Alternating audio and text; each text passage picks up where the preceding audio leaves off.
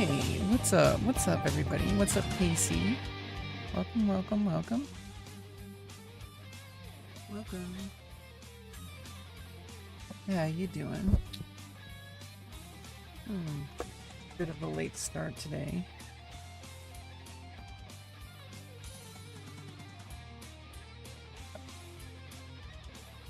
But here I am.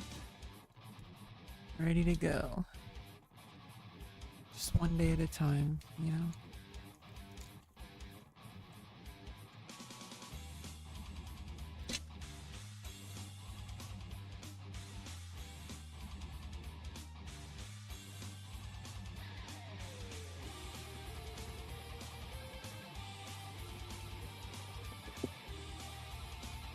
Thank you, just chilling. Yeah, it's a chilling kind of stream. Been trying to keep that vibe. We're just hanging out and drawing and hanging out and talking and working on whatever we're working on. Kind of taking a short hiatus from World of Warcraft, the Burning Crusade, but don't worry. Don't you worry. There's plenty of World of Warcraft to experience. I just, I don't want to burn out. Hey, it's Cassie and Casey. What's up, Cassie, the kawaii girl? Kawaii? Kawaii? Welcome, welcome, welcome. Hi. Hello. Yeah, I had work yesterday. I think we did stream yesterday, right? I think so. Did we stream yesterday? Yeah, we did. I did my pastels, right? Yeah, I streamed yesterday. Today we're just gonna do some more pencil stuff. I don't know if we're gonna continue this one. You guys want to start from scratch, or? Yeah, I had work yesterday, so that was intense. I'm trying to get used to showing up to work. It's very few and far between right now. It's only a few days each month, and I don't have any days scheduled next month. But if somebody cancels, I'm on call. So it's a modeling job, so I'm trying to learn the ropes. It's basically like I need to get used to. I'm pretty good at it. All the instructors I work with are giving me lots of positive feedback.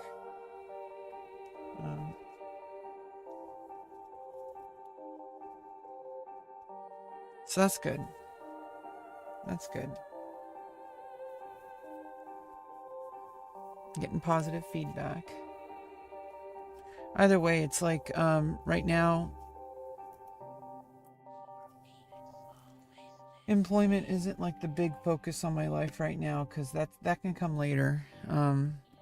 They're focusing on trying to find me a new living situation, and so that's the focus, and there's not really anything I can do about that. So that's all stuff they're doing. Let me start a poll, just because probably good to start a poll so people in the YouTube chat can have something to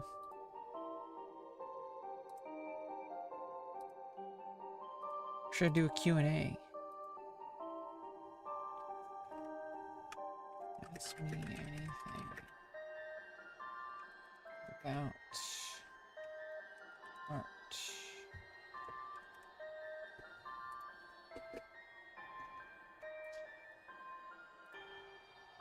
Yeah, okay. And does it work for both chats?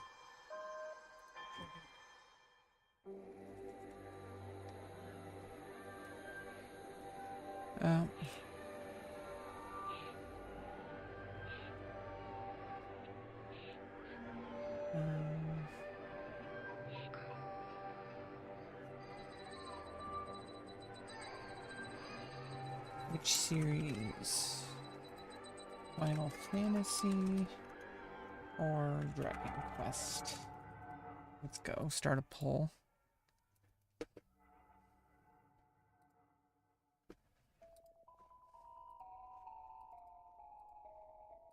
Yeah, let's go. It's probably a decent poll to have.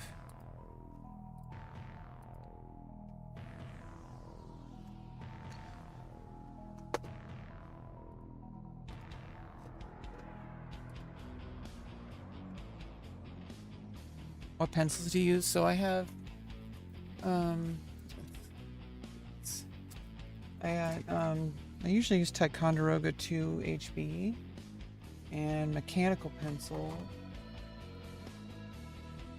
I use Pentel Orange Nero 0.5 millimeter. So I usually try to, I'm actually working a lot more with the mechanical pencil.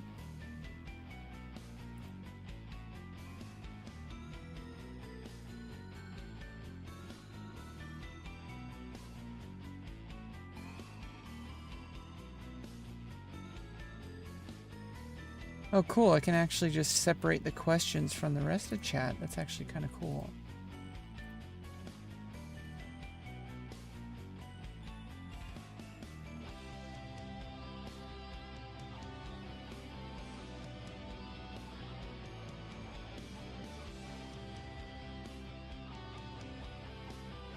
That's cool. Yeah, I can just isolate the questions. So I think,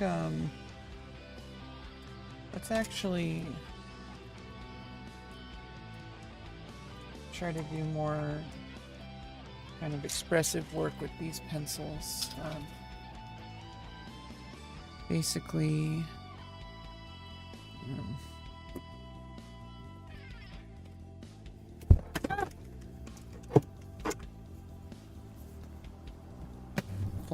floss later. Are there any drawing techniques you would recommend? Right now, I'm in the stage of literally just showing up. I would recommend just showing up. That's probably like the biggest thing you can do. Like, completely honest.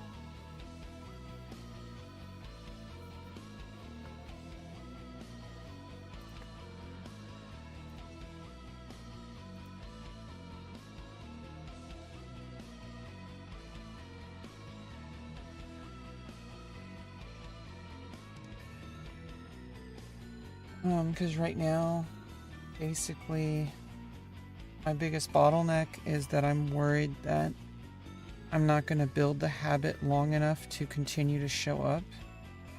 So, just show up and experiment.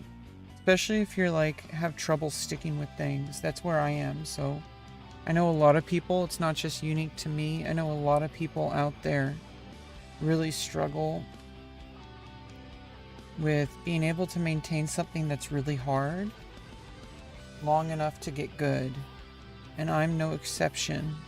I'm just a normal person. I mean, I guess I'm not like normal, but I am kind of like exceptional, apparently, according to people in my life that have told me that I'm above and beyond.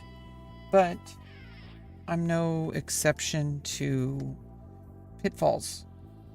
And one of the biggest pitfalls is that it doesn't matter how good you are at something if you don't show up. And you're not going to get good at something if you don't show up at all. So I think like that's my biggest bottleneck.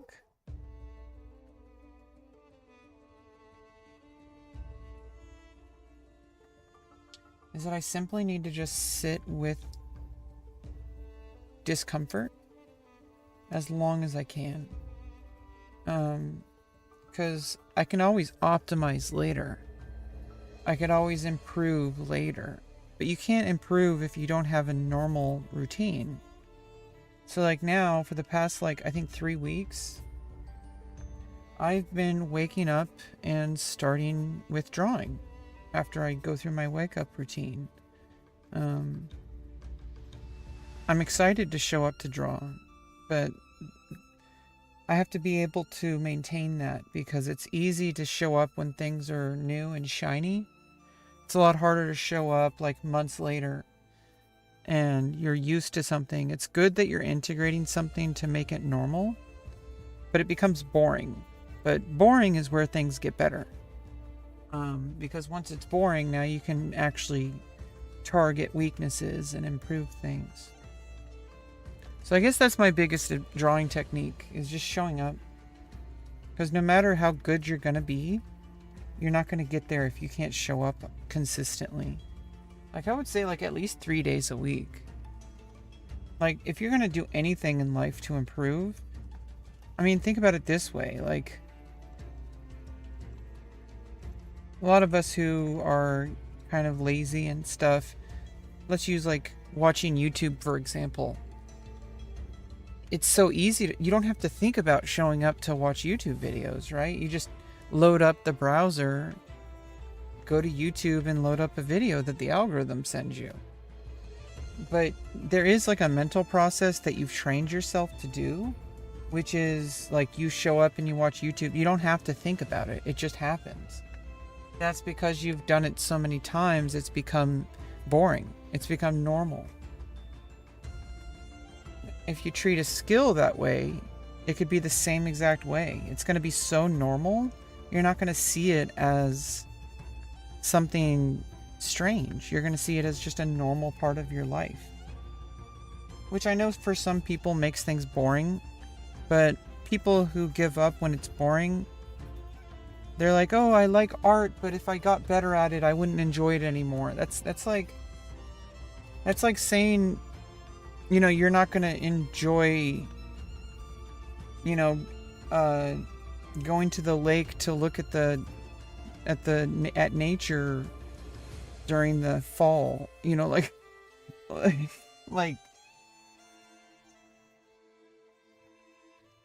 when you start to build skills with something like music or art of any sort, you start being able to have a bigger vocabulary, which gives you a better ability to express yourself, and then you can show up more consistently and say what you want to say. Hey, Serby. How you doing?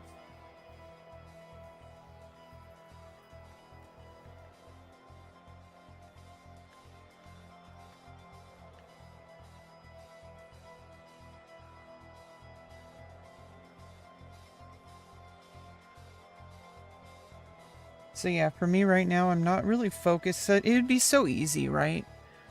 It'd be so easy for me to just go completely all in on, like, you know, taking master classes, watching YouTube tutorials, trying to optimize like exactly like what techniques I need to do and how to improve as fast as possible, and trying to learn like, oh, this is like the best way to do this, and if you're not doing this, you're wasting your time, like that. If you do that, like, you're not ready to do that, because you're just gonna burn out as soon as you hit a wall. Are you drawing flowers? I don't really know.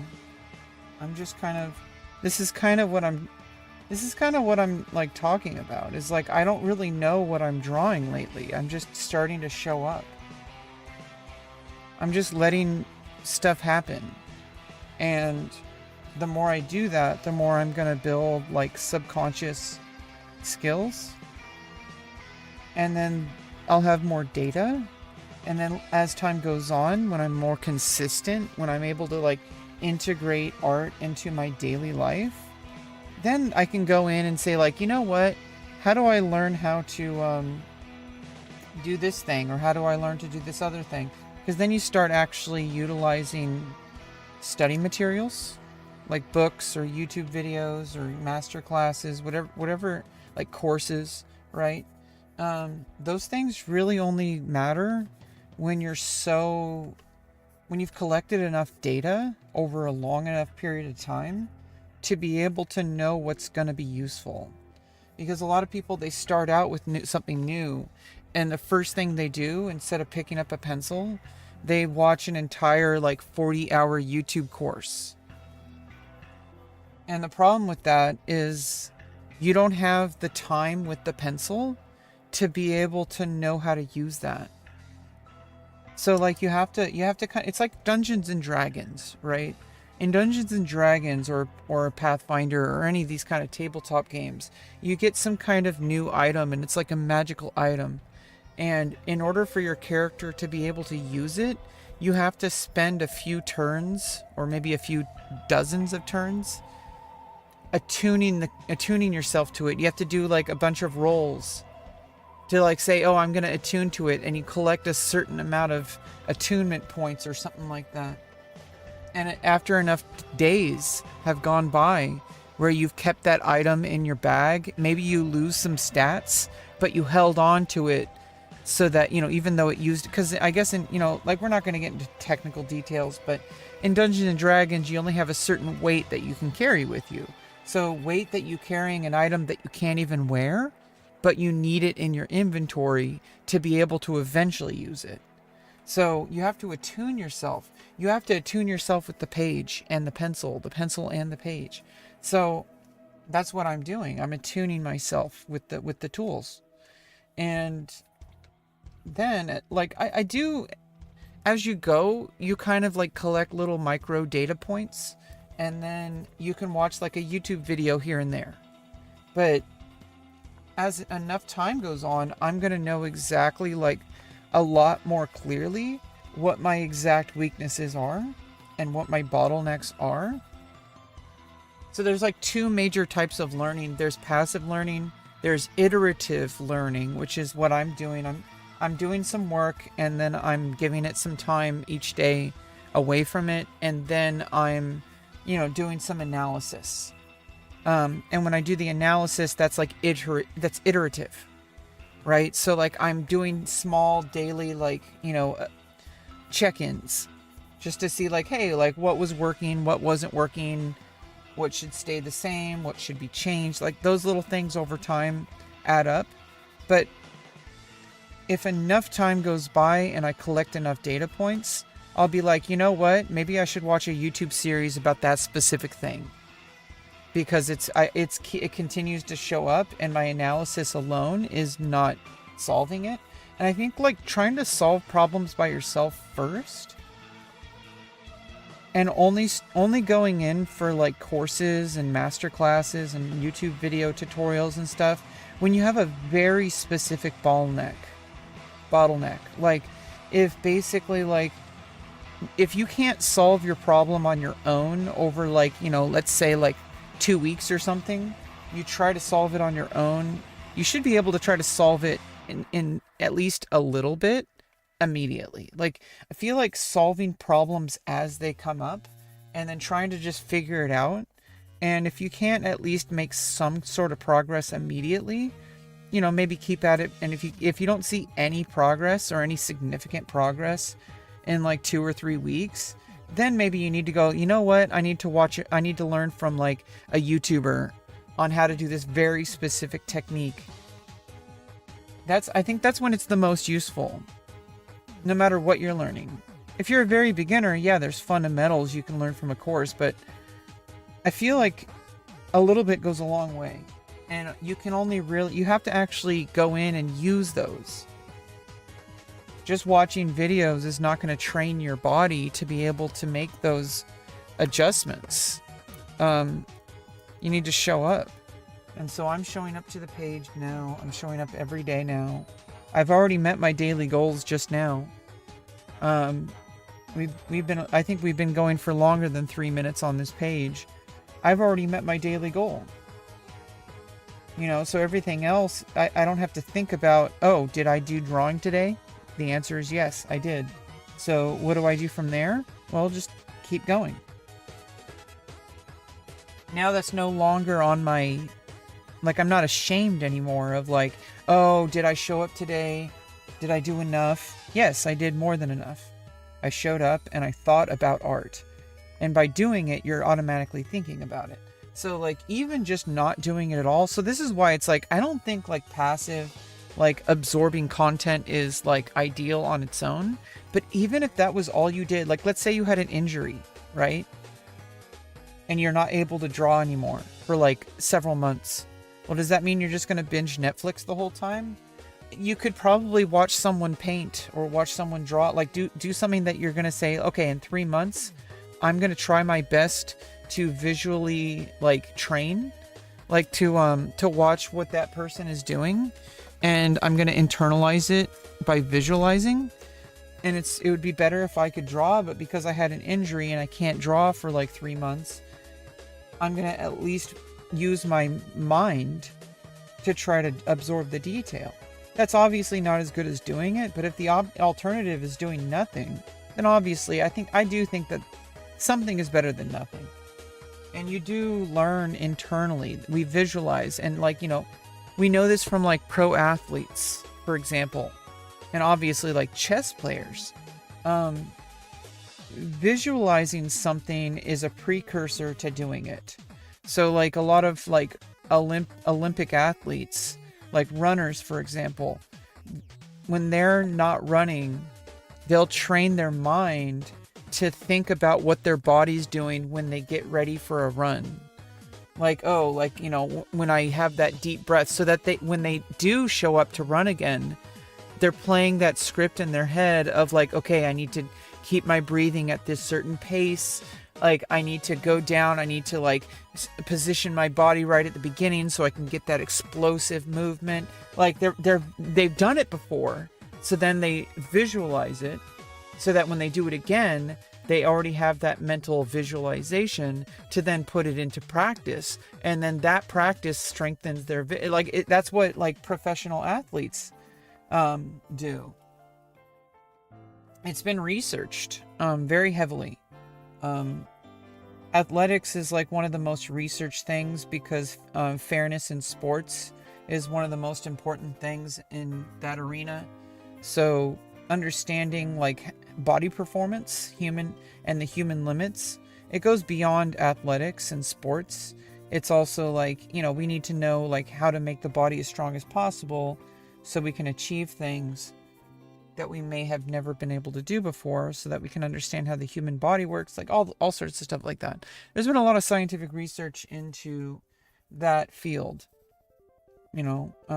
particularly like stuff like running and all sorts of like weightlifting kind of stuff, especially because of fairness in sports. There's a lot of research on that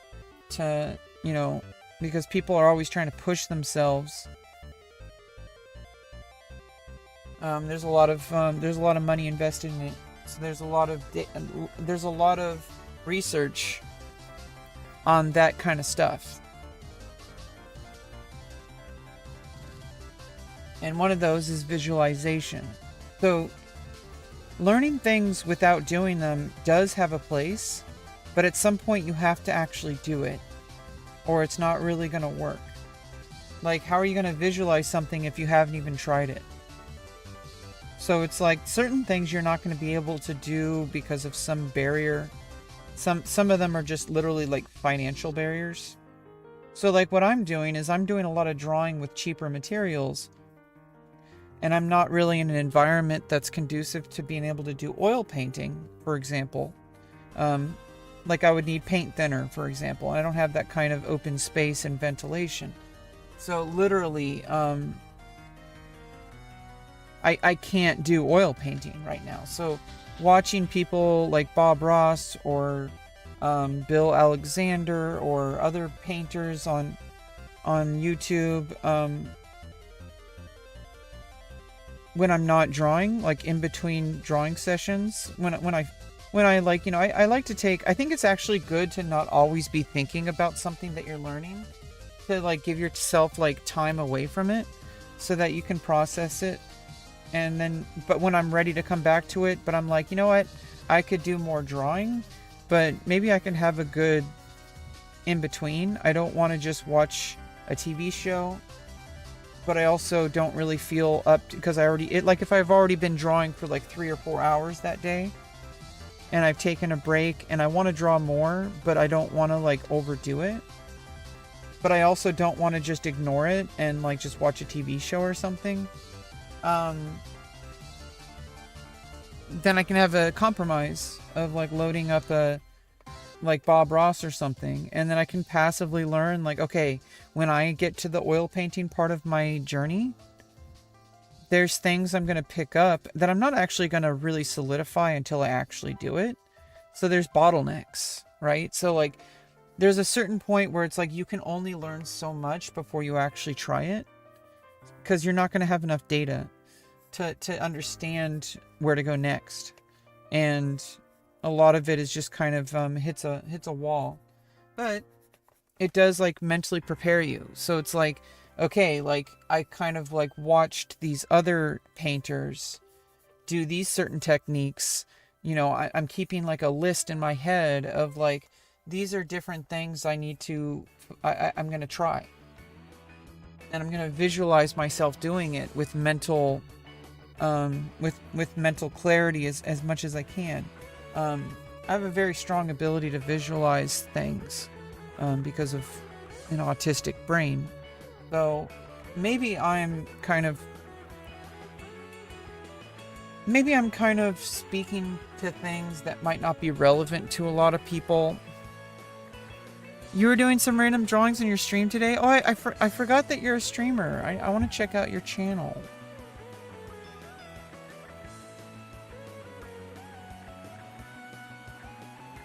Even if the world line changes, as long as you don't forget me, I'm there. Aw. Nice.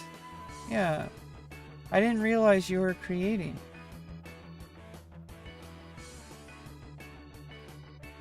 I'll have to watch your streams, Thurby.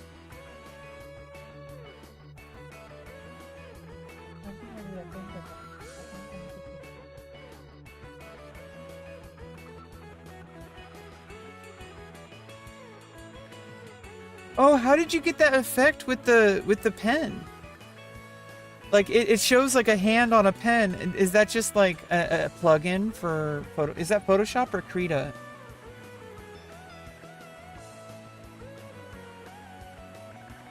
Is that a plugin for your tablet?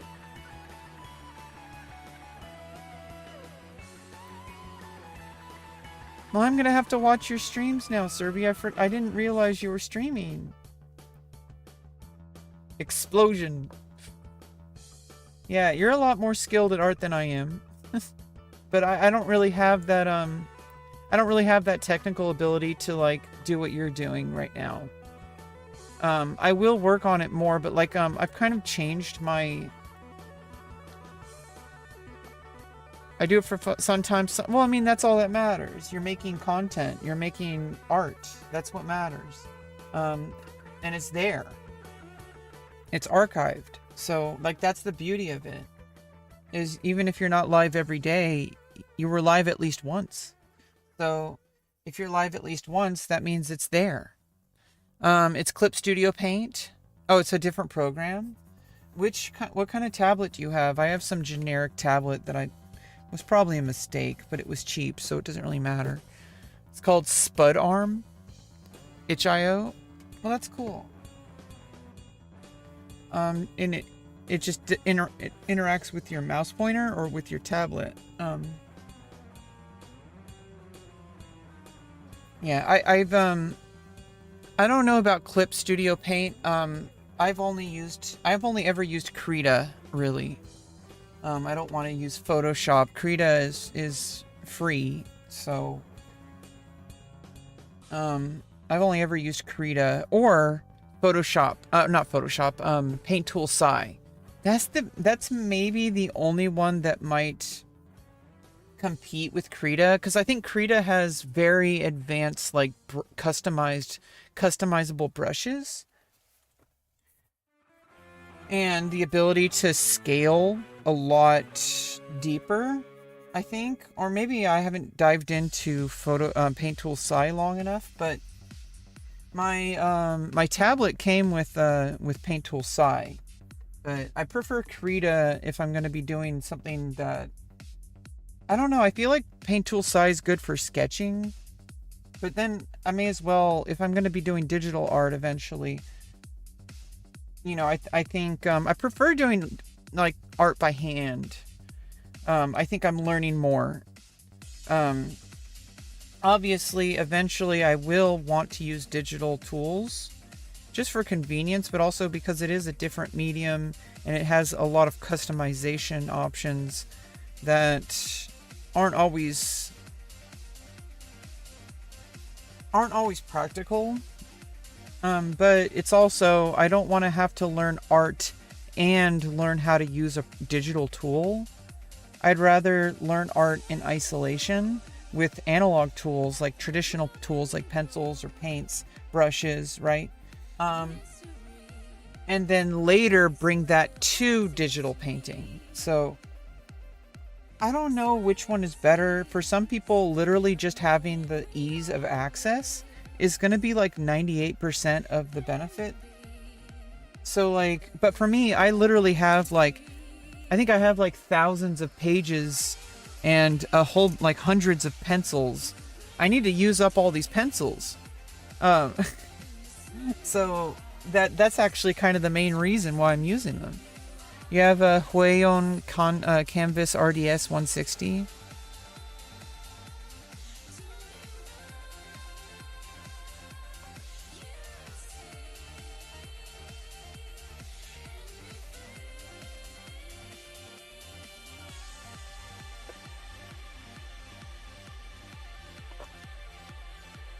And we got one vote, and this was for Final Fantasy. Who would have thought?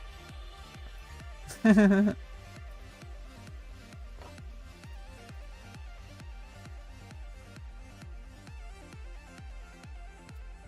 you learn fundamentals that will carry over to every medium, you do the technique might change, but fundamentals stay the same. Exactly. I understand this intuitively. I'm trying to bring a lot of the stuff I've learned about discipline. I didn't realize how much of that truly carries over to other disciplines. So like music, for example, something I trained my whole life. I honestly probably learned about 98% of what I actually was the most important when I went to college. So even though I grew up with music, I got a lot of passive training, but I think like the deliberate training I did in college, where I was literally working with a one-on-one teacher and learning music theory and practicing like basically like at least 1 hour a day, 6 days a week, sometimes 3 hours a day, like in 1 hour chunks, or sometimes like just 20-minute chunks. There's a rule of thirds, which is basically in the practice room, you want to divide your practice. And this is, see, I'm not at this point with art yet. So like, you have to understand, by this time, I had already attuned myself to music to the point of being able to optimize. So I made the most learning, the biggest jump I made with music was after a lifetime of kind of somewhat learning music by being in different ensembles, like being in high school band and all that kind of stuff. It was like a lot of like just over time learning, but it wasn't really like deliberately coached. And so like outside of the, you know, like the general kind of like loosey-goosey kind of coaching that happened in a group setting.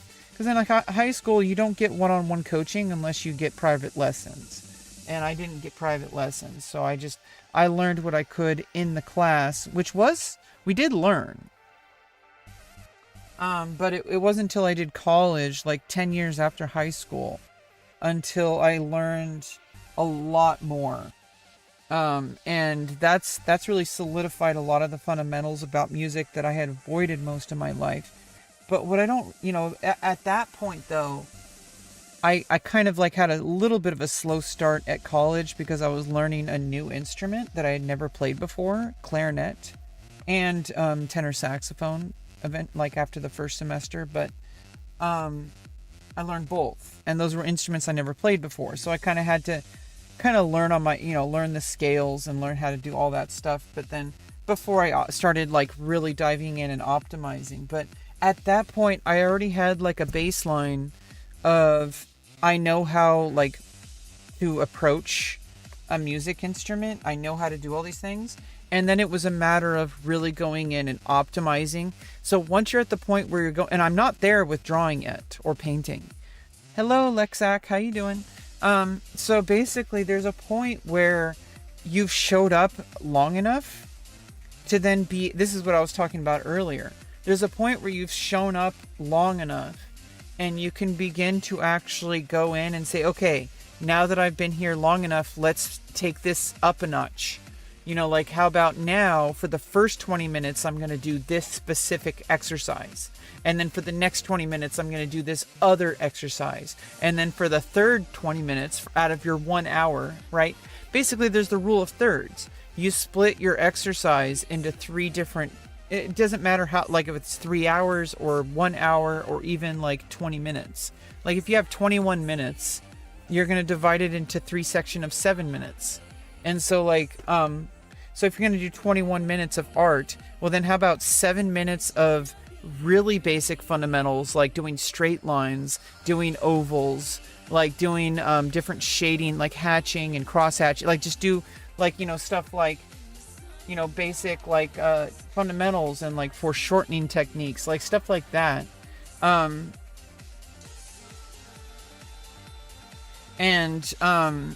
Like just basic fundamentals. You do that for 7 minutes.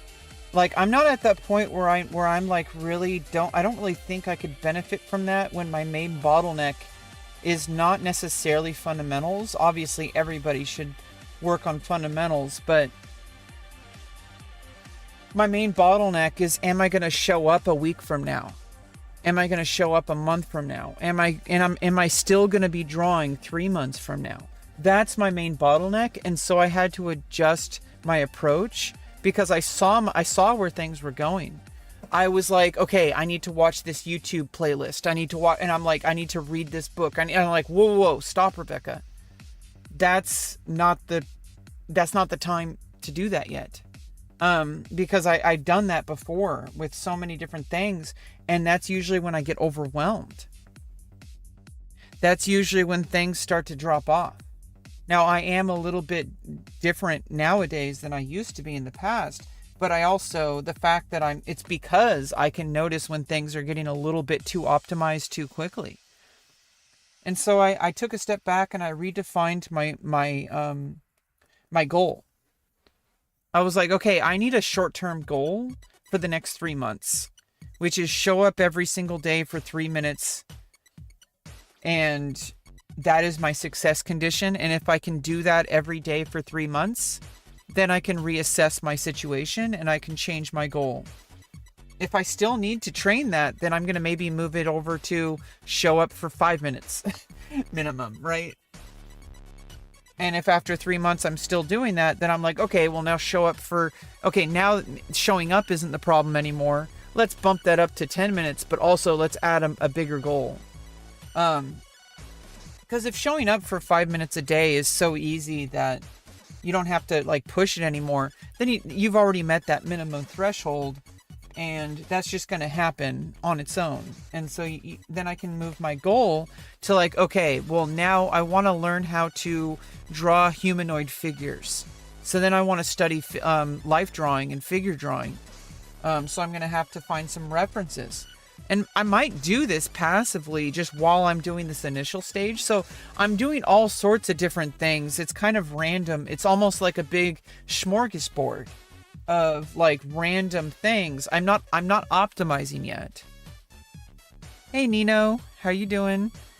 Yeah, somebody was asking about different carrying over fundamentals, and somebody was like, are there any drawing techniques that you would recommend? And I'm basically just trying to bring stuff from my experience studying music and what led me to burning out. Because I burned out from music in college in 2018 after 3 years of basically, I was on campus from 8 a.m. until 8 p.m., give or take a few days where I didn't feel so good, whatever. From on campus, 8 a.m. to 8 p.m., 5 to 6 days a week.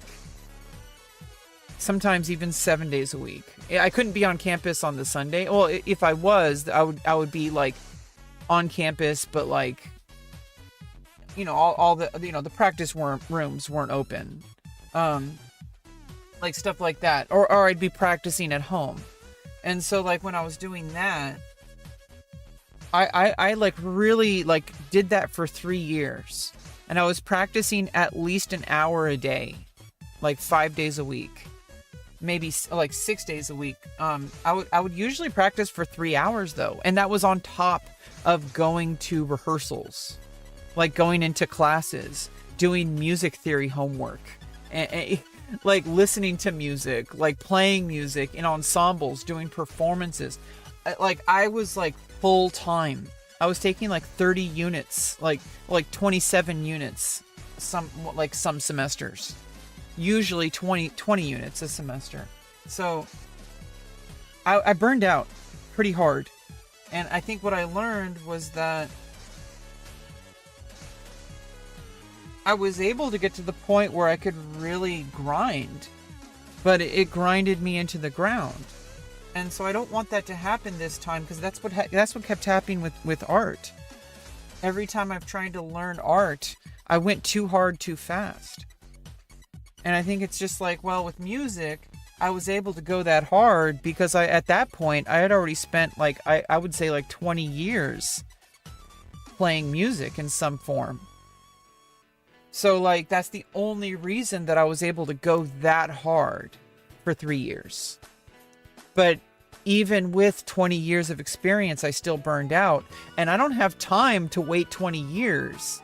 Okay, I want to improve today, but I need to change my goals. I need to change my mindset. My goal isn't to take 20 years to get good at art. My goal is I want to build a lifetime commitment to art. That's a different goal, and when you have a specific goal, you can have specific results. And so in order to get that goal to happen, I need to set micro goals. And my micro goal for the next like 2 months or so, because it's been almost a month and I've been drawing every day. So my goal is for the next 2 months is to show up for 3 minutes a day minimum. And I usually show up for like an hour or 2 or 3 or 4.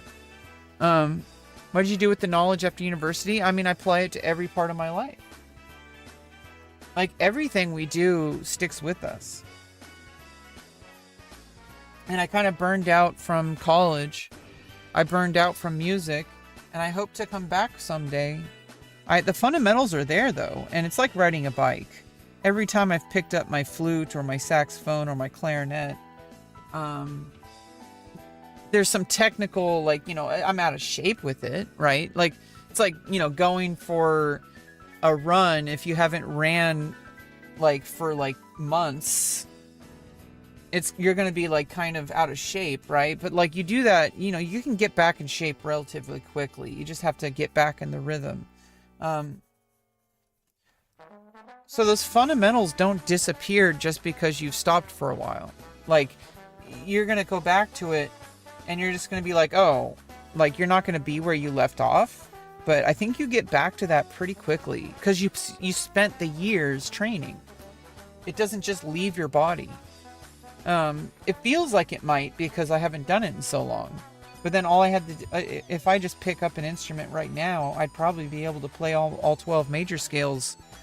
Like, I don't want to pick up my instrument right now. I want to focus on art right now. So I'm deliberately avoiding music.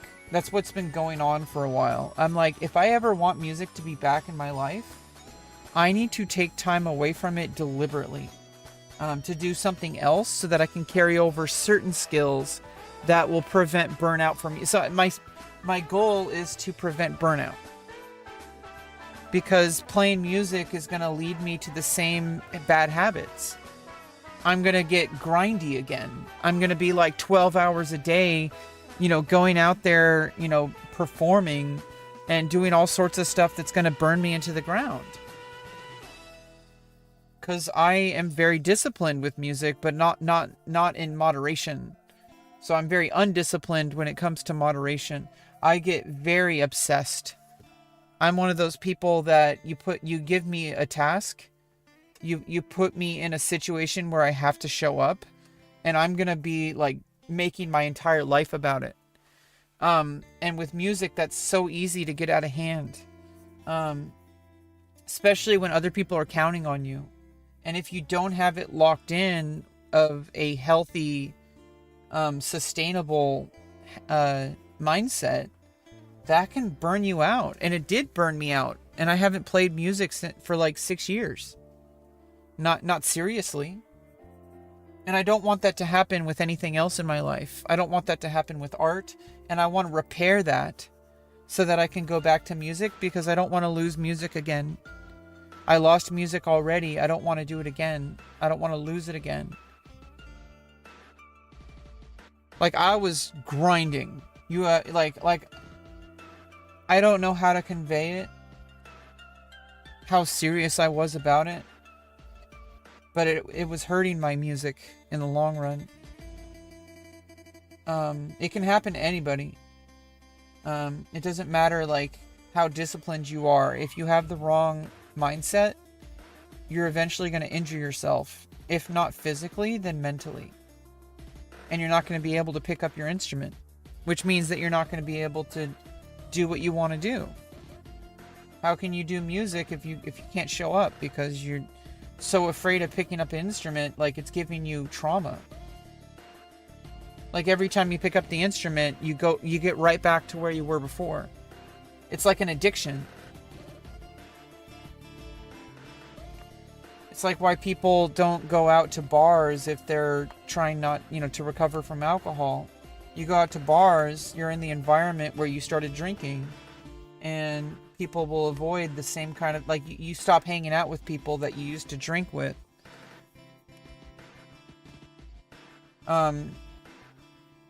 Because when you get right back to the problem, and like I have like an addiction to grinding.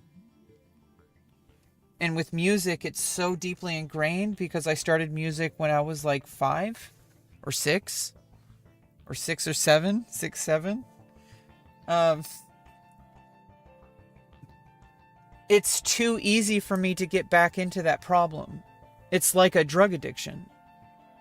All I'd have to do is start playing my instrument and I would be right back where I was in college. Where I was like the same unhealthy, obsessive, compulsive musician. So that's why I've been so terrified of getting back into music. Eventually I need to get over that fear. But I don't really want to right now. I want to focus on something else, and I think art is a good compromise. I don't even know about compromise. I think it's a very meaningful pursuit on it, like, for its own right. It's not worse or better or worse than music. It's its own thing.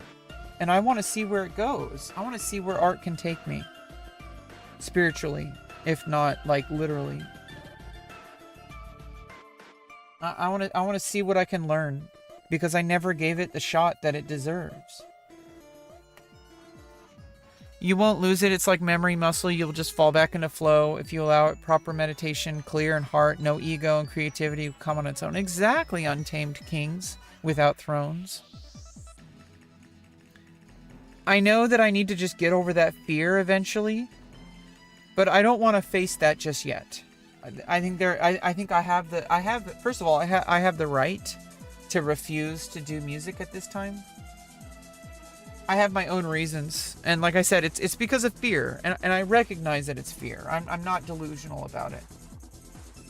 It is probably, I mean, I feel like it's a justified fear, but honestly, the best thing to do is to try again. If I really wanted to just try again, and just try to have a healthier mindset. But I'm telling you, if I picked up music again, it's like a drug addiction. I'm going to start grinding nonstop again.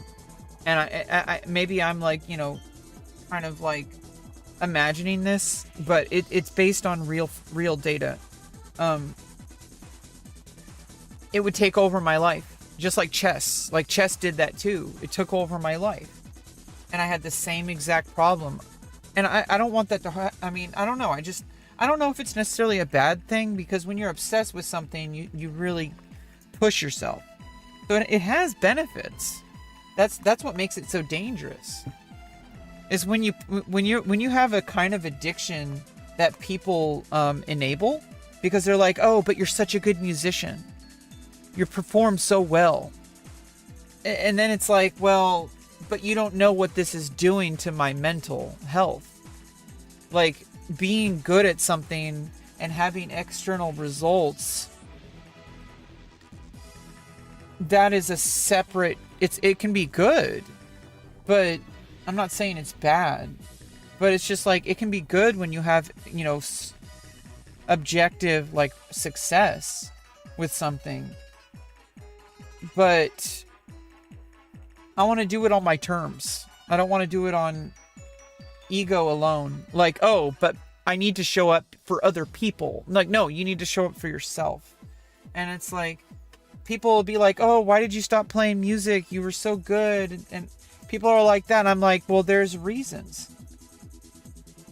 It was like a drug addiction. And until I address that problem, my music is never going to go forward. Like, it would have tainted my music even if I did continue to force myself. It's limiting.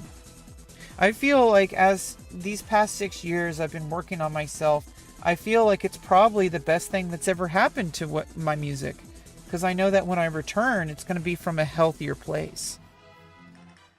And I feel like I'll then be able to truly see where music can take me. But right now, I want to focus on different things. I was really bad at chess. I was really good at certain things. I'm apparently really good at teaching people, like people who are not as good as me. I would say I'm an intermediate to expert level chess player, but I actually don't really know because I didn't get the opportunity to play a lot of over the board tournaments. I played a lot online, and online I was very impulsive, and I would also play faster time controls, which kind of gives me a general idea of where my ability is. I would say about like 1100 to 1300 online on like rapid ratings. Being brilliant is lonely, for no one can truly understand you till you create it, and only then they still limited by dialogue. They can't articulate correctly compared to how you see it in your mind's eye. Yeah, and so like I feel like I've been on kind of like a side quest that's actually like a main storyline quest these past 6 years, and I'm doing what I need to do, and sometimes you have to do stuff even when people don't understand it, because it's just what you have to do. Like, you know, this is when people like, oh, they take a break from their career to like go to the Himalayas and like go meditate in a temple somewhere, right? Like that's the kind of stuff that people do when they like really need to rediscover who they are. I've been just doing that without leaving, you know, I just been doing that without leaving. I didn't have to go to Europe or to go to India or go to the Himalayas or go to Tibet or whatever to do this. I just did it kind of privately. Although not so privately, because I've been live streaming, so. I don't know if people accept that, but it is what's been going on. It might not be apparent to anybody. It might not be obvious. Hey, Ultra Edits, how you doing?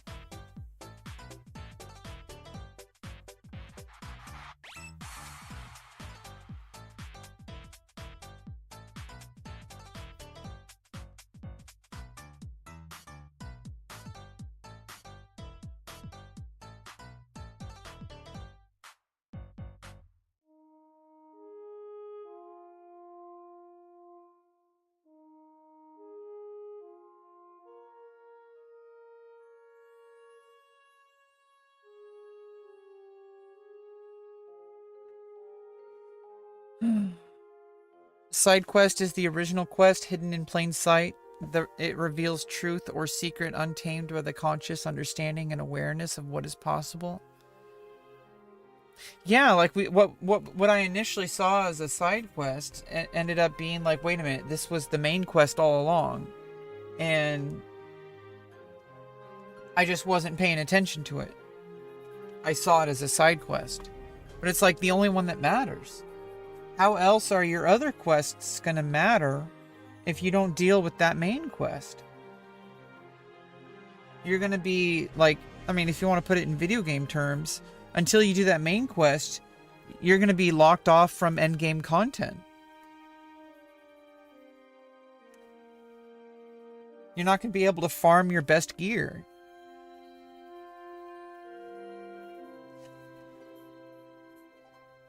You're going to be like stuck doing like, you know, the bare minimum entry level content.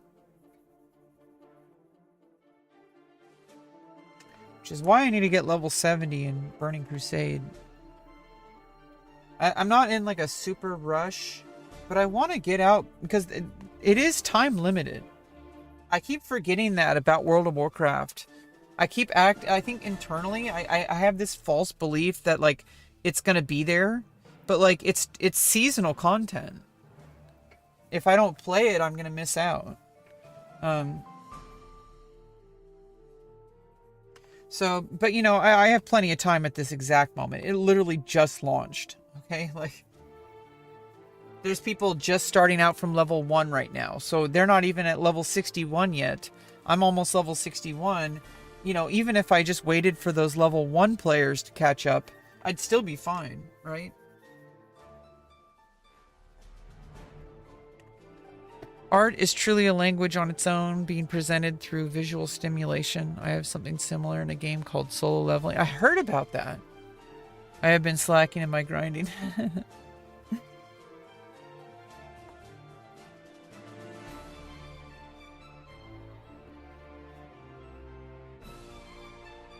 Yeah, isn't that like a manga? I remember... Isn't it a manga about people that wanted to create a video game? Or is that something else? It was like people in a high school that started creating their own video game. And like they're like in their after school club, right? Was that it? I think I read the first issue of that. Or am I imagining something different?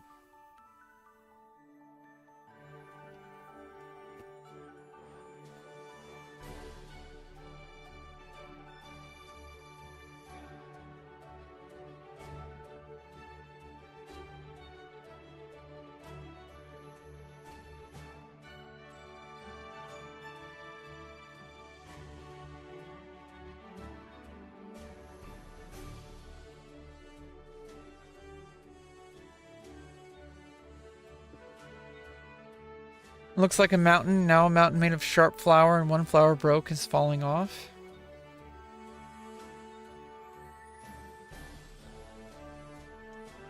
Possibly. Yeah, like this one is like peeling off, right?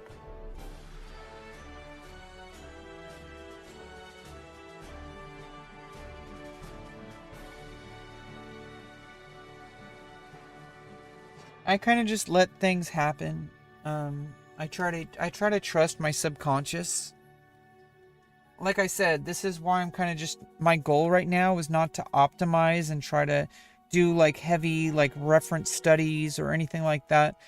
I'm literally just trying to show up and kind of give myself a benchmark for these like first couple of months.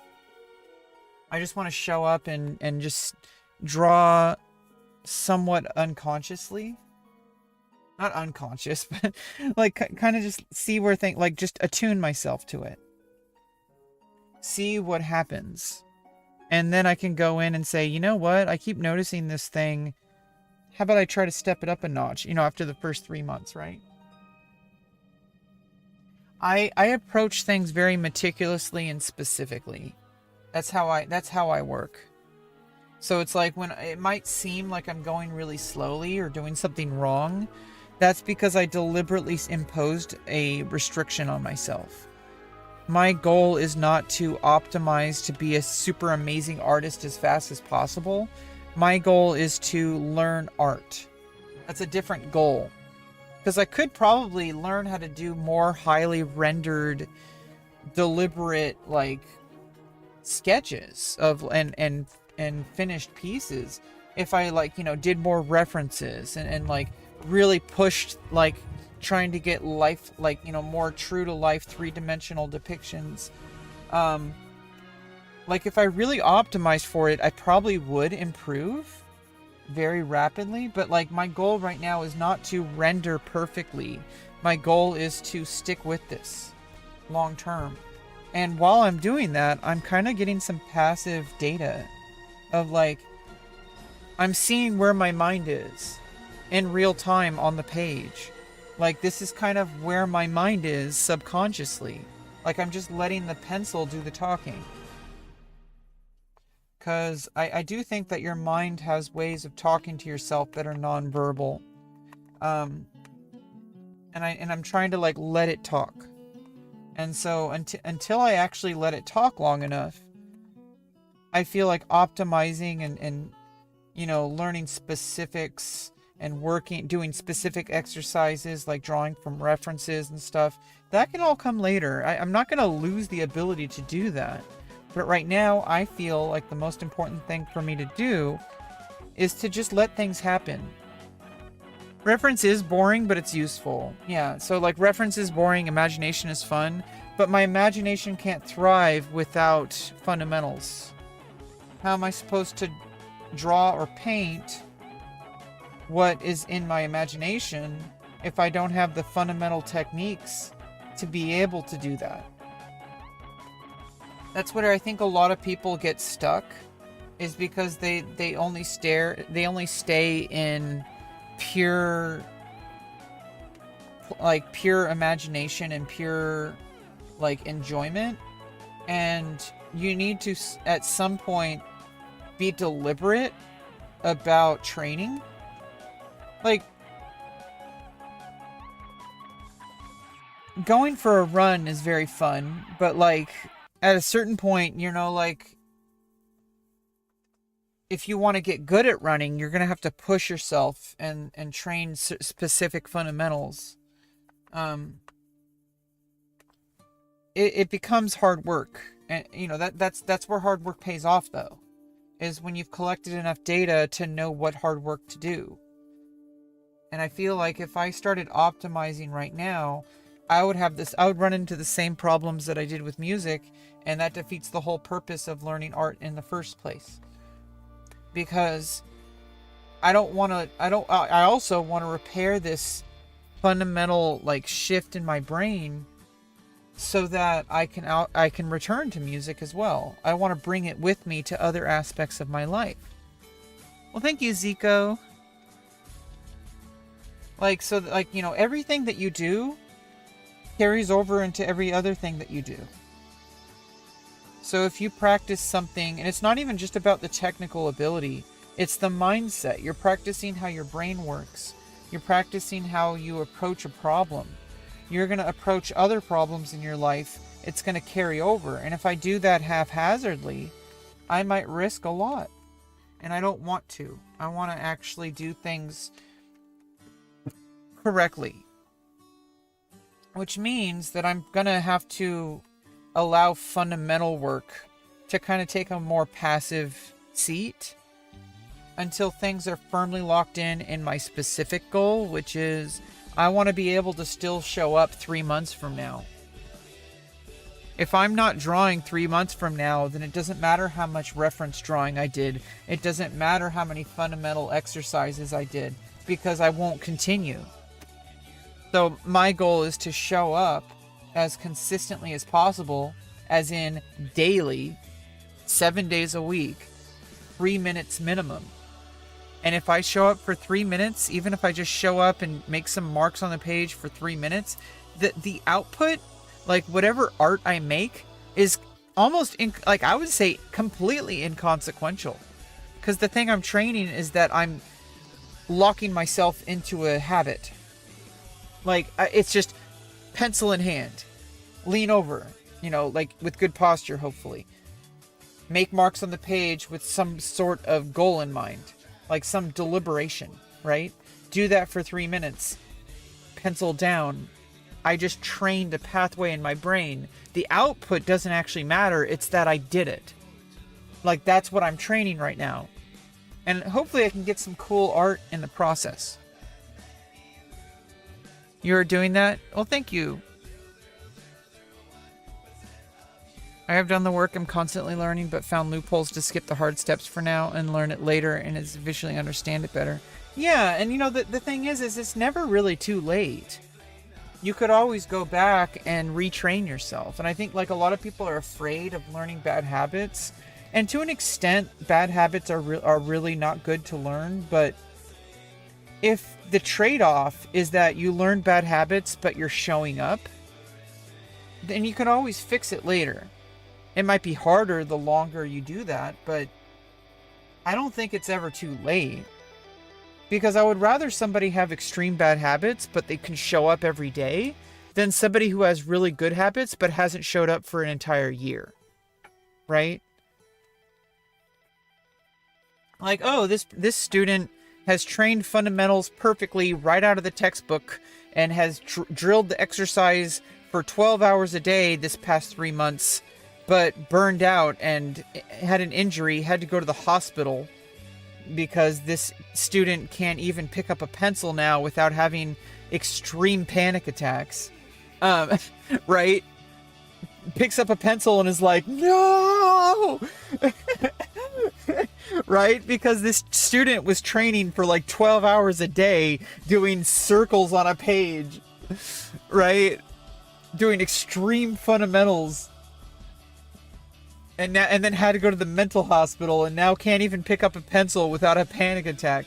And can't draw for another year or two. Right? So like, I would rather have a student be like, you know what? I'm just going to make some random art today. And they're like, okay, cool. Like, did you do your fundamental exercise? You know, I did it for like 2 minutes. Good enough.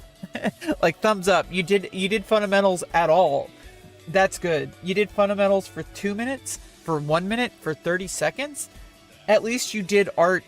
It would have been good even if you didn't do because you're doing fundamentals even just by holding the pencil and like making marks on the page, right? Like this, like me doing a straight line. That is fundamental practice. Me doing a circle. That is fundamental practice. Well, it's a oval. Me doing ovals. That's fundamental practice. Like, even just showing up to do random things is still fundamental practice. And if you do it for 2 minutes a day, or even 30 seconds a day if you need to, then everything else you do is gravy. Hey, one up, Sonic Crew. Sonic boom, Sonic boom, Sonic boom.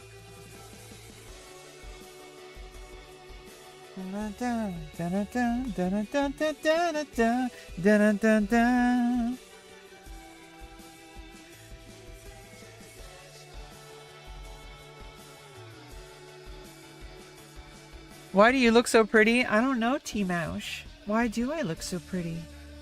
Tell me why.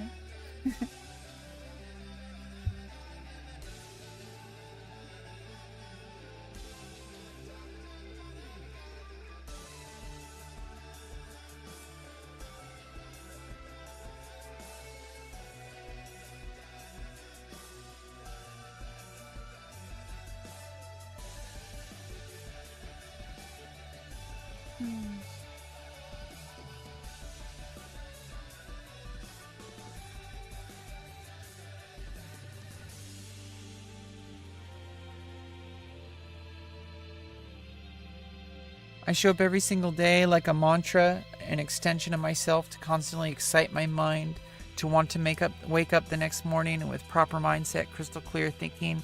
Bad habits come and go. Yeah, exactly. You could always fix a bad habit later. It's like, I feel like it's this myth that people kind of drill into people with good intentions. Hey, Dubcon Gaming. Hey, cutie. I think it's something that a lot of people have experience with their coaches or their teachers. Is they're trying to train good habits, and they say, oh, well, it's harder to unlearn a bad habit than it is to do it the right way. And obviously, if you can learn it the right way to begin with, more power to you. But if your bottleneck is that you have hard time showing up to things, then that's your habit you want to fix. Which, if you think about it that way, you are trying to unlearn that habit first before you start learning actual like little nuances of the craft itself, right? So like, I'm trying to learn the most important habit, which is showing up consistently. And so that's why I'm doing these live streams. That's why I've been talking to you guys about this so much. And it's also integrating a lot of other stuff I've been working on. Some of it I don't necessarily share with stream. I have like a team of behavioral therapists, and they're really happy that I'm working on art. It's integrating a lot of emotional work that I've been working on. It's kind of putting everything together. Because art, I feel like it's a fundamental skill, and I think there's a lot of people who should be doing art. I think everybody should do art. Like, just like everybody should be writing. Like, there's just one of those things that no matter what you do in your life, everybody should do it in some capacity. Even if it's only a little bit. Not everybody's going to be a professional or make a living off of things. But I do think it's something that everybody should do. Because it helps put everything together in your mind. I feel more focused. I feel like I understand things more clearly now. Like I'm thinking about things in a more deliberate fashion now.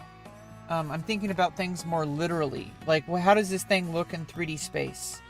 So if you really think about it, even though I'm not going out of my way to train fundamentals, I am learning fundamentals.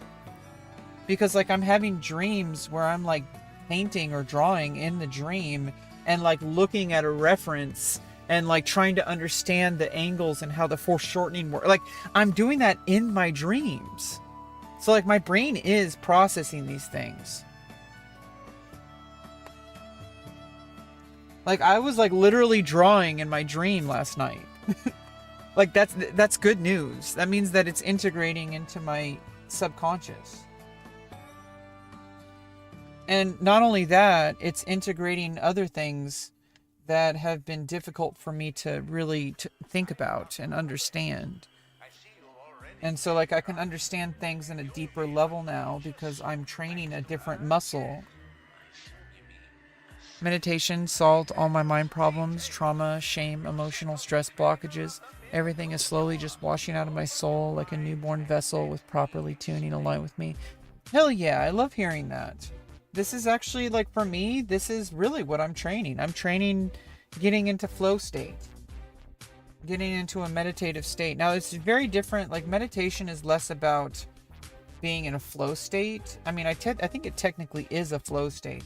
But I think meditation is specifically about the practice of getting to a state of mind where you're not working with your thoughts. You're letting them pass. I think that's really what meditation is. And that's why you do the various meditation techniques, like imagining a ball of energy, or, you know, the alternate nose breathing, or all, like, I feel like the only real reason why you do those is because it gives yourself something to focus on. So even if you just did this thing, right? This thing we all did in elementary school.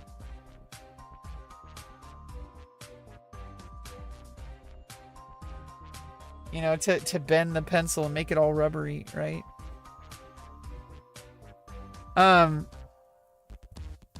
Even just doing that, you could see that as meditation, but I'm the problem is that while I'm on stream, I'm also actively engaging executive function by talking to the microphone and talking to the camera. And so it's like I'm not meditating right now. I'm just in flow state, which is good, but it's not the same as meditation. Doing something executively, like drawing or talking, is not the same as meditation. So like it might be meditative, which is therapeutical in its own way. Getting into flow state, I think, is generally good.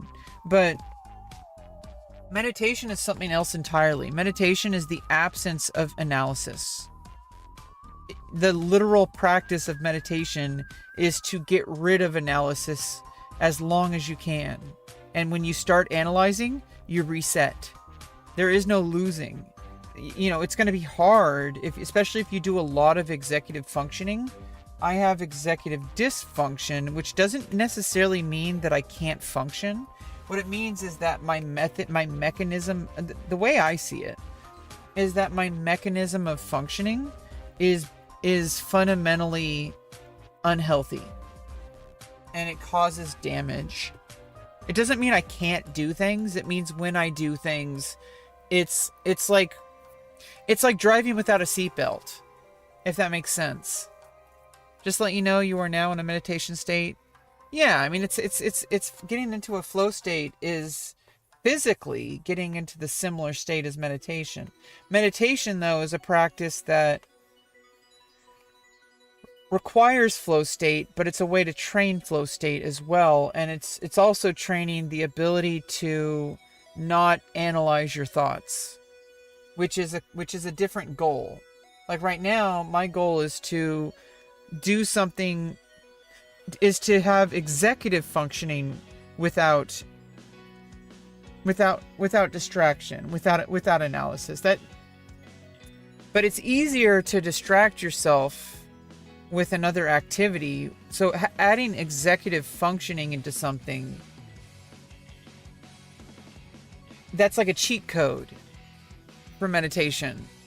And when you do a cheat code, you're only cheating yourself. I mean, it's not bad. It's not like cheating, but like, if I truly want to learn the ability to stop over analyzing and quiet that mental space, I need to sit with my thoughts and let them pass without analyzing them when I have nothing but my breathing.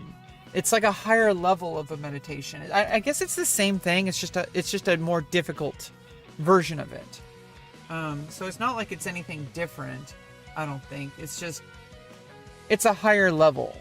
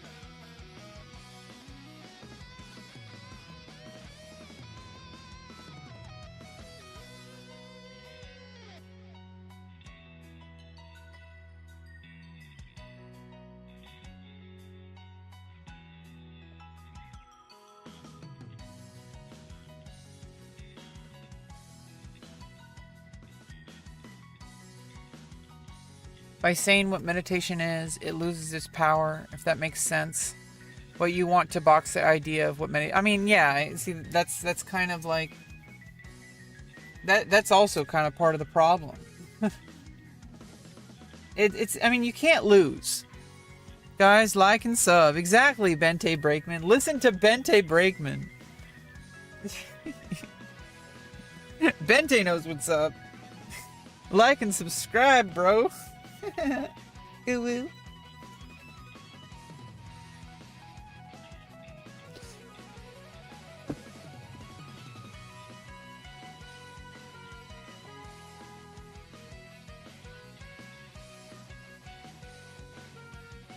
Yeah, I don't know. I think that's why it's like I think live streaming has helped me in so many ways as far as this goes. Of like being able to get into a more flow state. So I guess I have been practicing meditation, but it's just I want to take it to another level. Because I have a lot of distress when I don't have something to focus on. I did the same thing with music. When art becomes like a crutch, when music became a crutch, like it was like a crutch that I was leaning on, which doesn't make it bad. A lot of people use art for therapeutic reasons, right? But when you can't reach a similar state without it, I have that issue. If I'm not live streaming, if I'm not drawing, if I'm not playing a music instrument, if I'm not occupying my mind with some other function, every problem starts coming back. And you guys don't get to see this because you only see me while I'm doing this, right? You guys only see me when I am actively avoiding that. You guys don't see what happens when I turn off the stream. When I turn off the stream and I'm all alone and I'm stuck with my thoughts, all the problems come back. So that's what I'm talking about.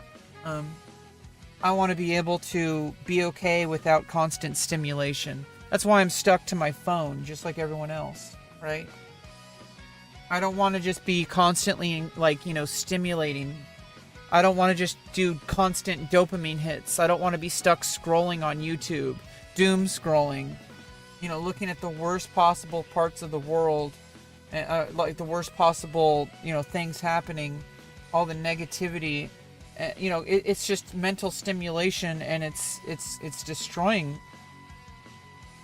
all the good things about my life. I don't necessarily know if that's true. I think people are doing just fine, and they're even worse than me. So I think I'm just holding myself up to a really high standard. What instrument do you play? I've pretty much played every instrument, but my main instrument are, I guess I'm a doubler. Clarinet, saxophone, like tenor sax mainly, but I can play any. If you play one sax, you can pretty much play every sax. I say pretty much because I can also play soprano, but soprano is a different level than like alto and tenor. And baritone sax, I don't have a baritone sax. They're really expensive, but also that's a whole other level too, because it's a baritone, like bass instrument. So that's a whole other level. Like the higher soprano range and the lower note range are different than like the ones that are more medium. So like, alto and tenor sax are pretty much the same. They do have differences, but if you play one saxophone, you pretty much play them all. I played trombone in high school. Hell yeah, we got a trombonist, a tromboner. Let's go. Tromboner.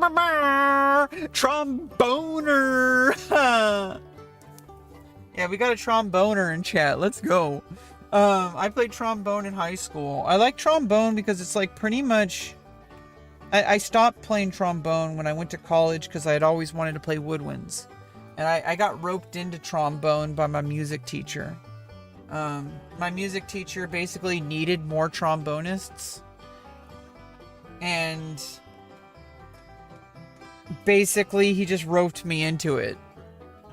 He's like, oh yeah, we don't really need any more saxophone players, but, like, how about trombone? It's a little selfish, right? I really wanted to learn saxophone when I was in high school. Actually, like, since I was in elementary school. I got really discouraged. Saxophone, besides singing and recorder, when I was in 4th grade, I joined the beginner band, and you get a choice of what instrument you're going to learn. And I went through a bunch of different instruments, like, do I want to play clarinet? I have one. I thought it was too hard, so I decided not to. And I thought saxophone was cooler. So I picked a saxophone. I tried playing it for like a week or two, and I couldn't get it right, and I got frustrated, and so I just changed instruments. You played the flute? Yeah, I play flute as well. I never actually played flute really in an ensemble, only once. But I have played flute on my own. And we got some people in the chat who are, virtuosos at the skin flute. But, like the standard concert flute, I've actually played a good amount. I really like flute because it's very portable and you don't need reeds. I prefer synthetic reeds. So I played with Legier reeds, and my college instructor, my college band leader, had commented that he was surprised I was able to get such a good tone out of Legier reeds. I think it's because I didn't have the illusion that synthetic reeds are worse, because I didn't spend years and years, and because I was just learning clarinet, I had learned on cane reeds just like everybody else.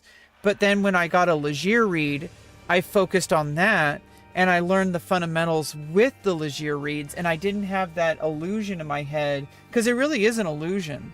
A professional, somebody who plays an instrument, if you use a Legier reed, you can sound just as good as somebody using a cane reed.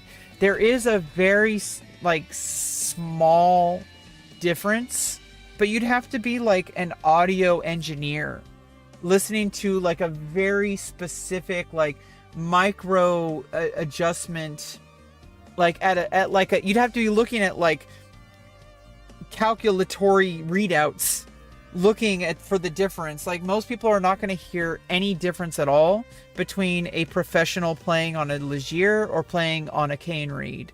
And I think the real thing that gives people resistance to synthetic reeds is that because they trained for so many years on cane reeds, switching is too hard for them, and so they don't give it the time it needs. It does require slightly different embouchure, and like it feels different. And also, you know, the reeds are getting better too. They used to be really bad. Like synthetic reeds used to be garbage. They were useful for like maybe practicing on, but then you'd be learning bad habits and you're not going to carry over to cane. They got to the point when I was in college where they were a full replacement for cane reeds. And so I just bought them. They last a whole year, maybe even longer. But you buy one and it's like $30 a reed. So if you break it, you're kind of screwed. But if you are very careful with it and you rotate them, you get like a few different ones and you rotate them, you can play the same reeds for years. With cane reeds, you can only play each reed. And first of all, there's a whole process with cane reeds that I don't even want to fully get into. Jesus fucking Christ. Reed players are so elitist when it comes to reeds. You don't need this to be a musician. Flutists don't have to do it. Brass players don't do it. They don't have that illusion. Woodwind players have this illusion that all this extra reed care makes them better. It doesn't. It's a separate activity. It has nothing to do with your music other than it's an identity, and that's ego. And you don't need ego. If it helps your identity, that's fine, but it's just like, don't delude yourself into thinking that spending 8 hours a day adjusting your reeds with sandpaper somehow makes you a better musician. Like, just get a Ligier reed and start practicing. like, that's why it made so much improvement. Nice to meet you too, Bente Brakeman. She's experimenting and practicing her art techniques. Yeah, and we're just talking about shit. Basically, I got a lot of comments from my instructor about how he was so impressed that I was able to make such good tone with the synthetic reed, because he had been trained traditionally on cane reeds that you have to soak them, you have to put them in a plastic bag, like a Ziploc bag with like special hydration packs for 2 weeks before you can even play a single note on them. You have to buy new reeds every month. You have to spend $100 to $200 a month on reeds. You have to put them in a special pack for 2 weeks, and then you have to have you rotate them constantly. So you have you have different phases of reeds. You have the ones that you just bought, that when you first get them, you don't even play them. You put them in a pack, you put them in a bag and put hydration packs in there, and you Ziploc them for 2 weeks. And then, but then while you're doing that, you take the previous version of those, you have a different stage. You take the ones that have already been doing that for 2 weeks, you take them out, you soak them for like 2 minutes, and then you press your thumb into them to set the fibers. And then you play it for 30 seconds, and then you put it away. And you do that with all the reeds. You can only play it for 30 seconds to like 2 minutes. Over the next 2 weeks, you can only play those reeds for 2 minutes at a time. And then you have a third stage, which is reeds that you're integrating into your performances and into your practices. You might have 2 separate sets of reeds, one for practicing, one for performances. You can play them for like 20 minutes at a time before you rotate them. That's why you see clarinetists, they will replace their reeds in the middle of a performance. Because if you play on it for I think the maximum each reed can be played at a time before needing rest is 40 minutes. Because it's a fiber. If you vibrate it too much, it gets worn out.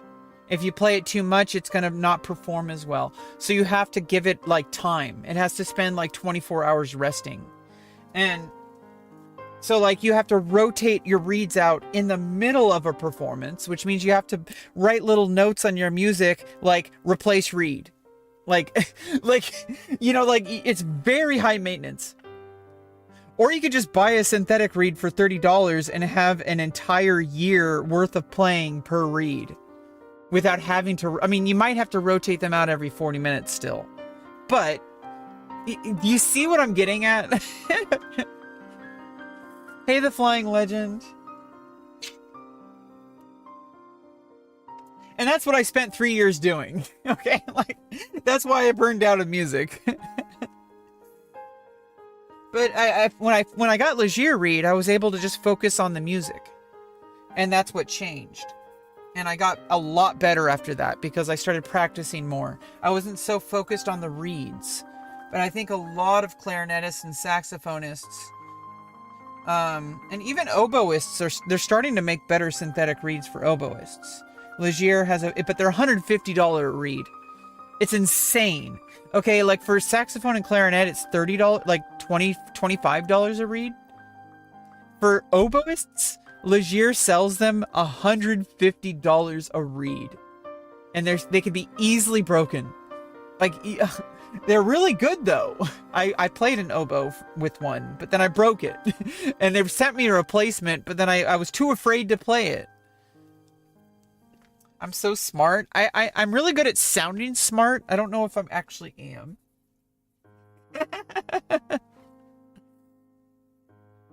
No, apparently, according to I've been going through, I don't really want to get into this too deeply, but I've been trying to diagnose things with doctors more, because I am diagnosed with autism, but they didn't do ADHD screening. And I want to get more help, because I have problems, and I want to fix the problems. So I've been getting an ADHD assessment. And part of it, apparently, according to the doctor, I'm in the top 90, like I'm in the 98th percentile of intelligence. And she was trying to explain this to me. She's like, Rebecca, if there were 100 people in the room, there'd only be one other person as smart as you. Like, and I'm like, okay, like, what does that really get me? You know, like, it hasn't done anything for me. It hasn't paid the bills. Right? Is that 3 dragons next to each other? I actually don't even know. I'm just drawing random doodles. I've always known I was intelligent. People have always, from a very young age, people are like, you're so smart, you're so smart, you're so smart. And then it's like, well, it hasn't really done anything for me, except make me miserable. But I think that's a different problem. I don't think being high IQ makes me depressed. I think it's just there's other problems that are causing issues, and it doesn't mean that being smart is like a disability.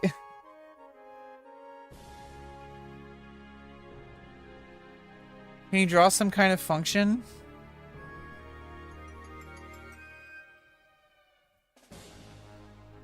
Yeah, I'm not quite there yet. I don't know how to do that. I mean, that's one of my bottlenecks in Festamania.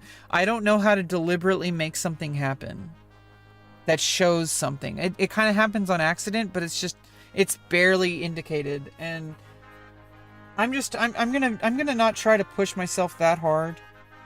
I think we're too early. It's only been 3 weeks that I started drawing again, and I'm making significant progress.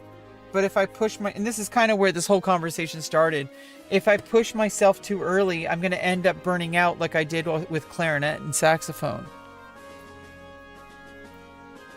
I don't really know if dumb people suffer less. I think they suffer, but they don't realize it until it's too late.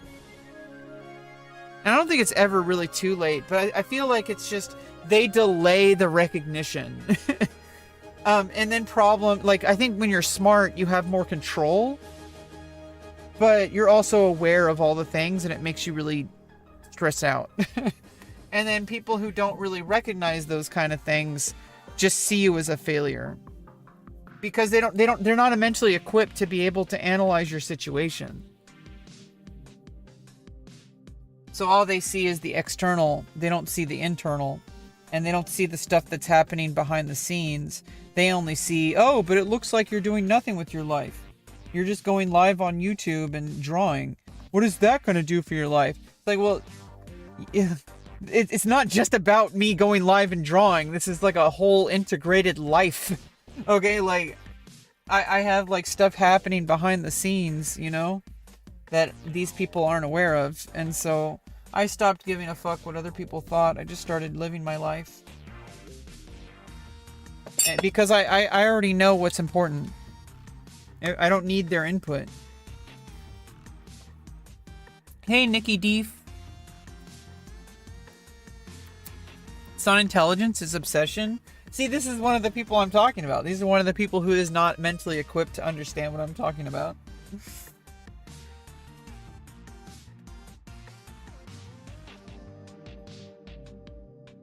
All they see is external. They don't see the process for what it is. Some people just don't understand how the inner mechanisms of things work. For example, I don't understand how cars work. So there's people who understand how cars work. They understand what every mechanism does.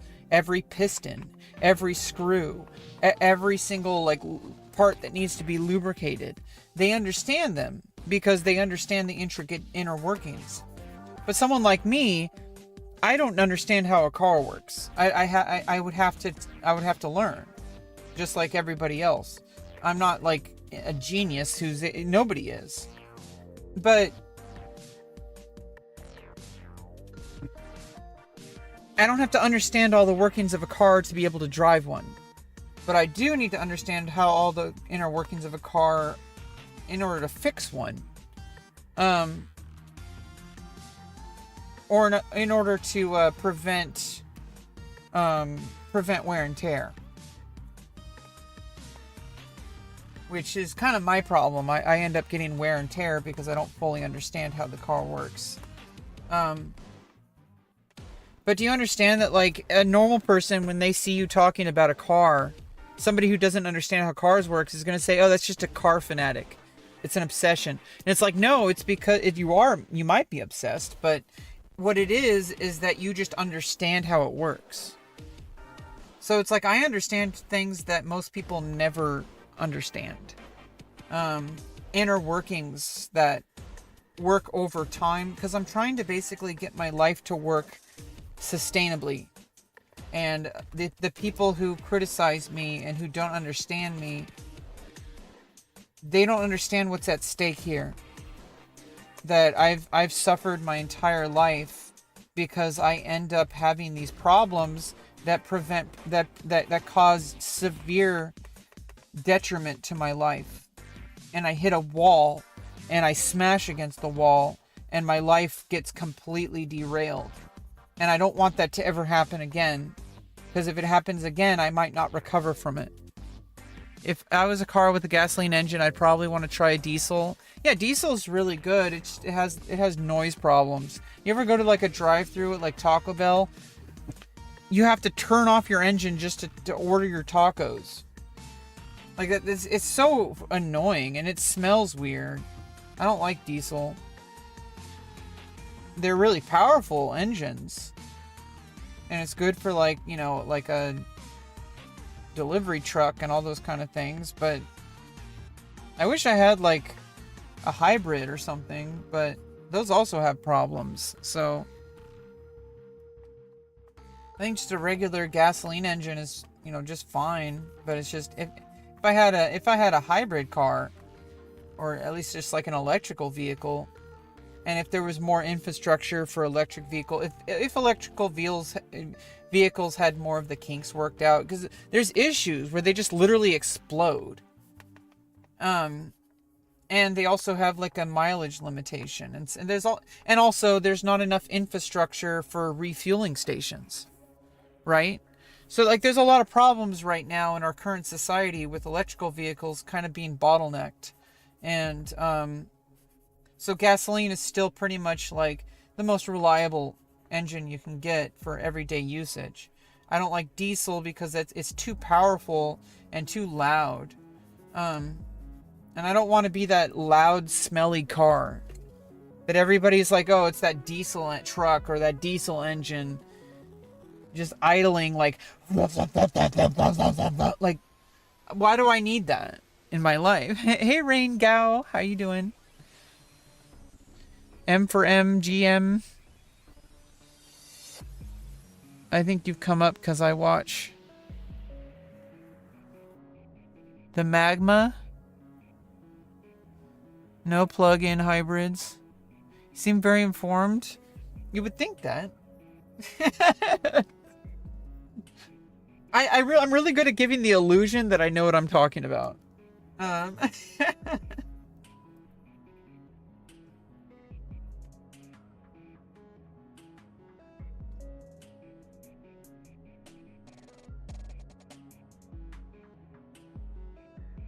But it kind of crumbles under some scrutiny. But I mean, it's kind of impressive. But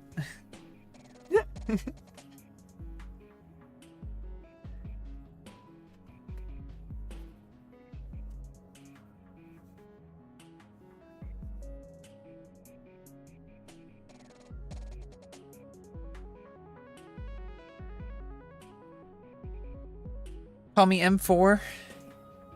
M4, back for action. In the chat, locked and loaded with an M4.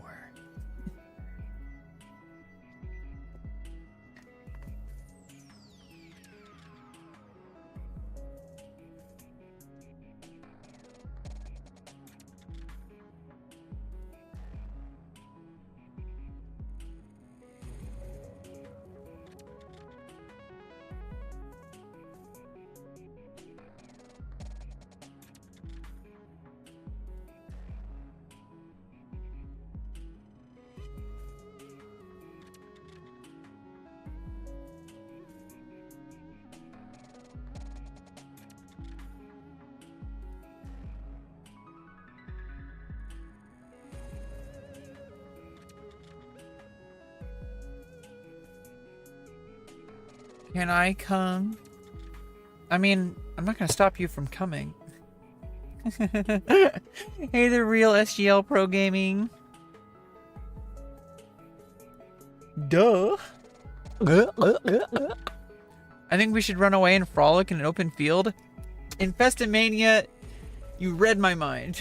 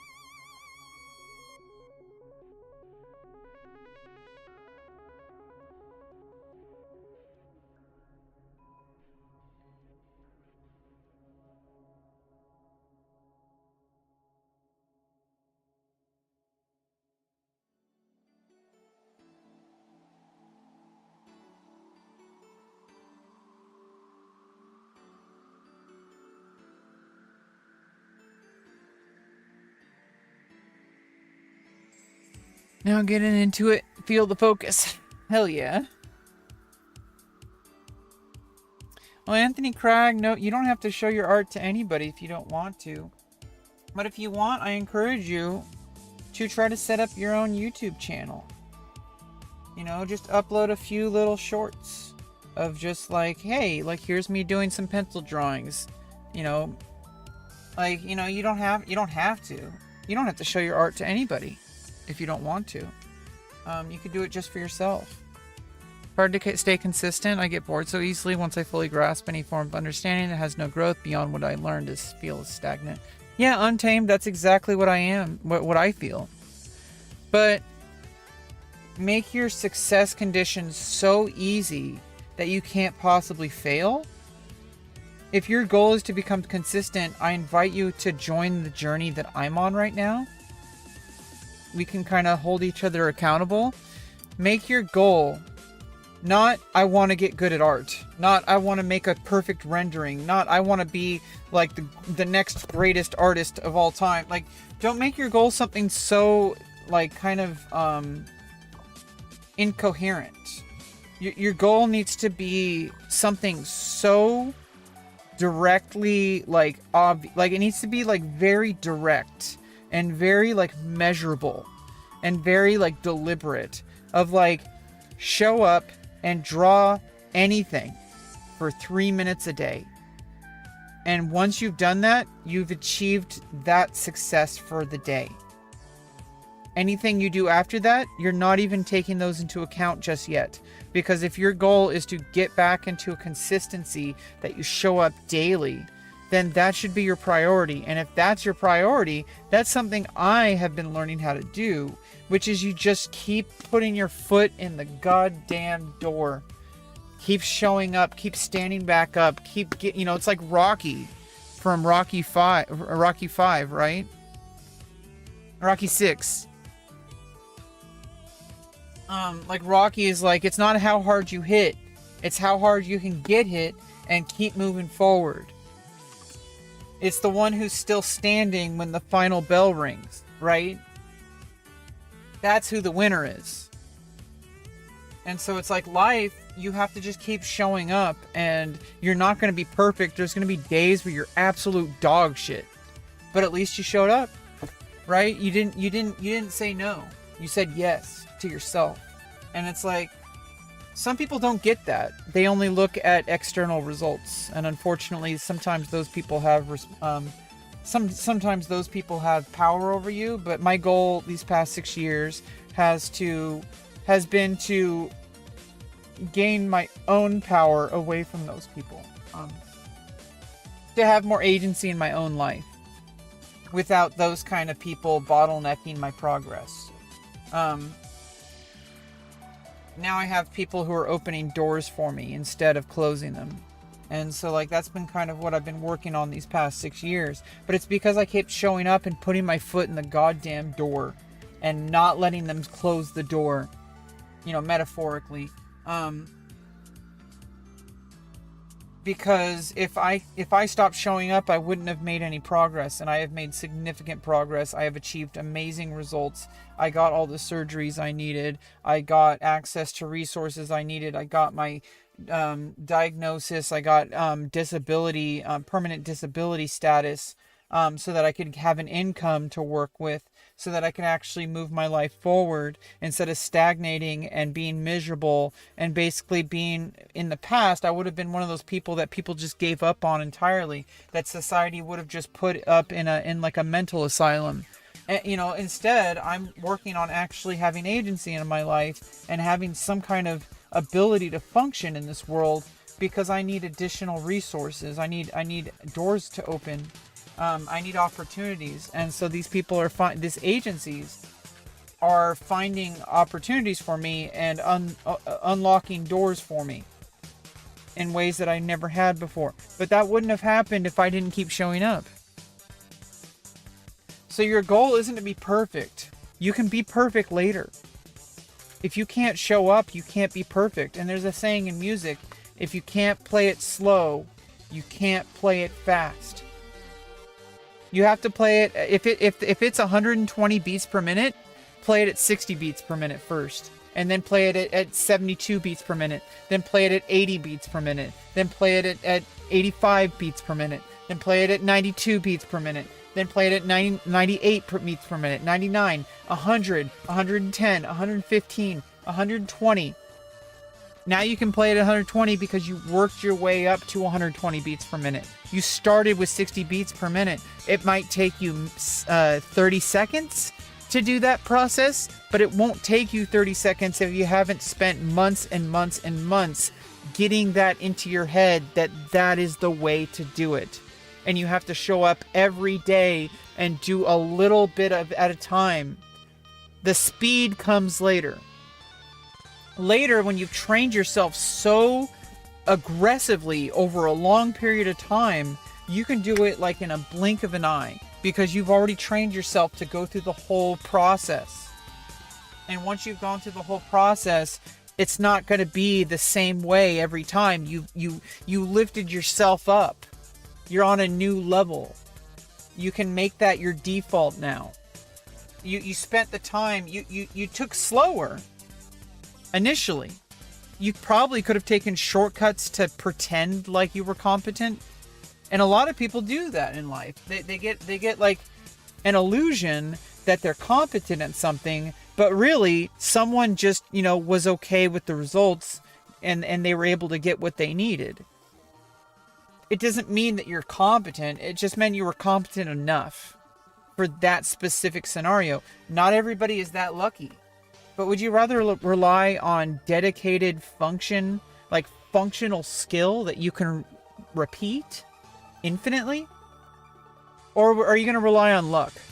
Oh, I got lucky because I didn't actually have to put in the work because somebody showed up and gave me an opportunity and they were okay with my results, and so that makes me good. No, that makes you lucky. Most regular people have to spend a lot more time building up skill before they get opportunities. And it's like people have this like idea that everything's about luck. Most people do not have that kind of luck. Some people, they're able to get ahead really early in like a job or something because they just had doors open for them because they're like good enough that they were better than the other people. And so they basically had all these opportunities and they got the momentum from there. They might become really good later, but it can cause some real problems when you have early success at something. It gives you an illusion that you're competent, but it's actually you're not truly competent. You just got like accolades. And when you get accolades, people confuse that with progress. And obviously it matters, like to your life, right? Like if you get certain opportunities and accolades and stuff, you have material results that change your life. But would you rather rely on your own skill that you can repeat infinitely? Or would you rather hope that someone is going to recognize you and that you just get lucky? Okay, like, you can't control that. And some people don't recognize that for what it is. They don't realize that they got lucky. That they just so happened to be able to navigate the system and the system rewarded them for it. And they don't understand that most people don't get those kind of rewards. Most people have to work really hard to get recognized just to have a bare minimum entry. And then some people, they get a couple of opportunities, and I'm not saying that they're weak or anything. It's just because they capitalized on them. They didn't squander it. But I think those people confused. They think people who don't get ahead, they have this belief that those people are just not trying hard enough. And it's like, no, dude, you got lucky. You would be right where these other people are if you didn't get lucky. You would be struggling and trying to get yourself to a level of being noticed. And you can only do that through competence. You have to earn it. Until you get lucky. You make your own luck. But most people don't get immediate luck. And I think like people who get immediate luck have this illusion of competence. And like I said, they'll build competence as they go. But I really think that it's frustrating when you're somebody who never got that kind of luck and you try really hard to try to get better at things. And because of a developmental disorder that makes you functionally disabled, people put you in a little box and they say that you're just not working hard enough, that you're lazy, that you're a loser. And it's like, well, if you were me, you would be in the exact same situation I'm in. But you're not. And these people don't have any more power over me. I used to allow all these types of people into my life. I completely separated from them. They don't have any emotional weight in my life anymore. Yeah, and I don't want to be one of those lazy, and I think you're only cheating yourself. If you take shortcuts, I could probably take shortcuts to have the appearance of being a better artist. I could, like, behind the scenes, before I even turn a camera on, I could prepare like a perfect rendering of a drawing and like just brute force my way to getting something that looks really good, and then I could have it in front of me and draw it again on camera as if I'm doing it for the first time. And like I'm just going through a checklist of like I went through a tutorial. A tutorial is not the same as like deep learning. Fundamentals means that if I didn't have a reference, I could still achieve good results. That is way more controllable than, oh, I'm going to do some tutorial to draw, a flower. And then I'm going to be able to draw a flower really well. But I can only draw the flower from the YouTube video that I watched about drawing flowers. I don't understand how flowers work. I don't understand how to make flowers from different angles. I don't know how to draw them when they're being rained on. I don't know how to draw them from far away. I don't know how to draw them extremely up close. I don't have to draw them with somebody holding a flower, and how gravity impacts that, and how the wind impacts it. Like, there's all these fundamentals that go into drawing something that if you just try to render something perfectly without those, you might be able to replicate it really well, and it looks really impressive. And so I am not going to look very impressive. But my goal isn't to look impressive. My goal is to become better. Which means it's going to be really messy and sloppy for a very long time. I think being authentic, people do have this kind of obsession with being authentic, whatever that means. But I think it is true. From a functional level, being authentic has longer term rewards. Because when you're authentic and you're honest with yourself, you don't let your ego get in the way, you might have slower progress, but when you have a higher ceiling. And so eventually you're going to be kicking ass way more than those people who took shortcuts. Because they're going to hit a bottleneck. They're going to be like, oh, I can only draw things that I watch YouTube videos of. They can only draw things that are step by step. They don't understand how to come to those conclusions without a step-by-step tutorial. They might accidentally get there. They're definitely going to be more equipped than somebody who didn't do anything at all. But it's just like, why cheat yourself when you could just take those steps from the beginning? But that's also kind of going back to what I was saying earlier. If showing up requires you to do those step-by-step or tutorials, then go ahead. But don't fool yourself into thinking that that's all art is. Art isn't just copying and pasting.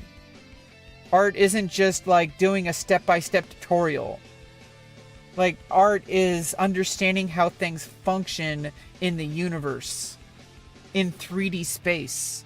How does gravity affect things? Drawing something in 0G is going to have different physics than something on Earth, which is going to have different physics than something on the moon. It's going to have different physics underwater on Earth.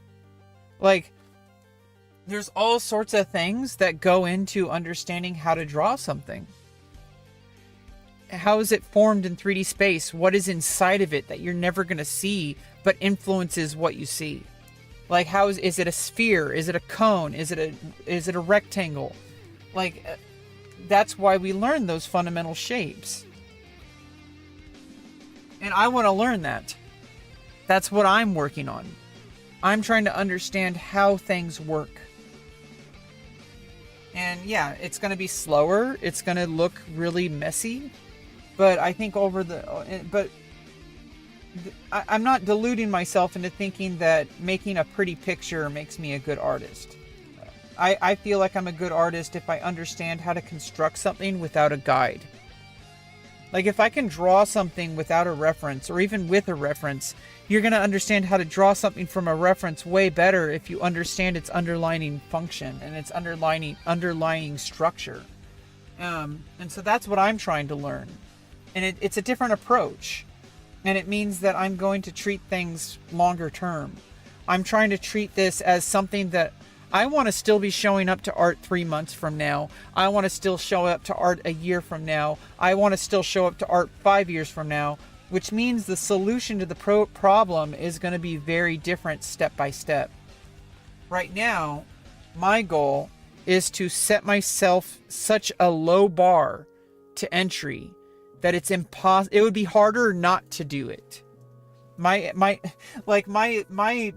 minimum success goal, my minimum success condition is, did I put any kind of tool, like a pencil, a mechanical pencil, a ballpoint pen, a rollerball pen, an ink pen, like a dip pen, or even a fountain pen, which I do reserve those for writing rather than drawing, but I would use a dip pen, right? So like a dip pen, a brush with watercolors or acrylic or eventually oils or pastels or charcoal. Or crayons, good old Crayola crayons. Okay, like I could take crayons. Like, did I do something for at least 3 minutes today? Yes. In fact, I've been drawing for 2 hours. Closer to the screen.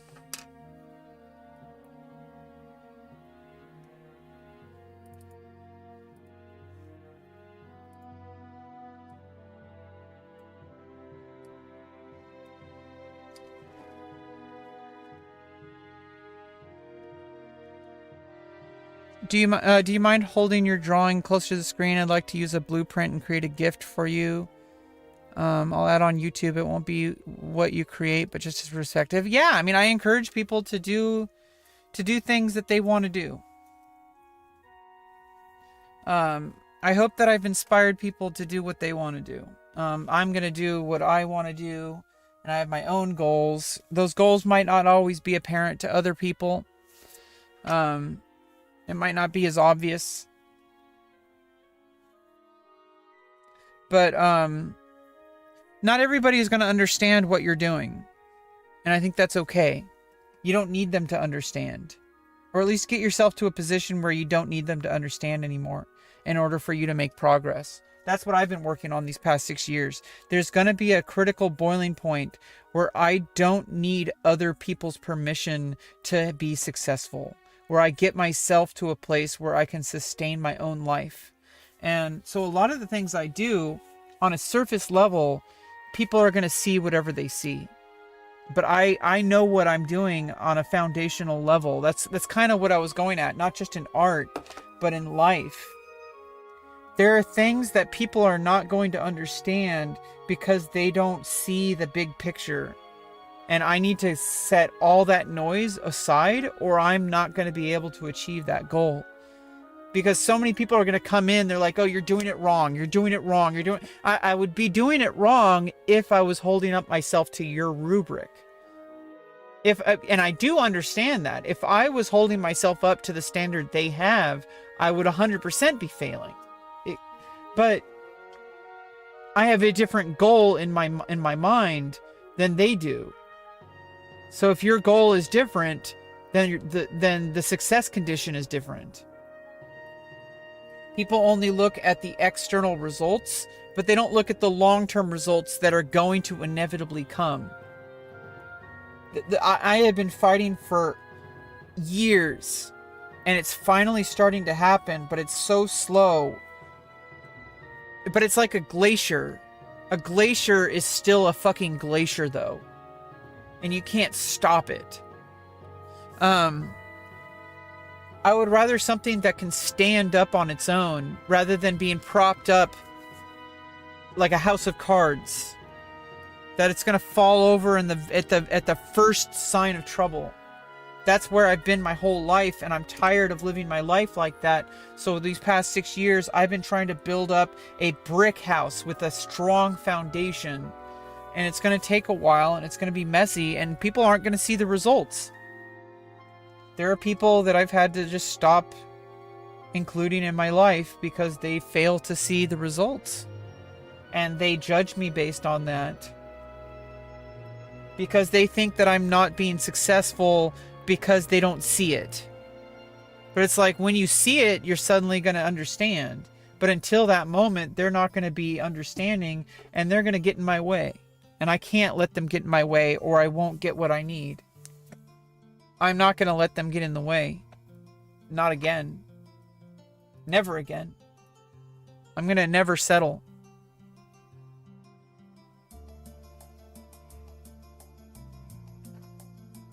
Looking beautiful. Yeah, we're taking a break from this. I actually, I'm gonna head out.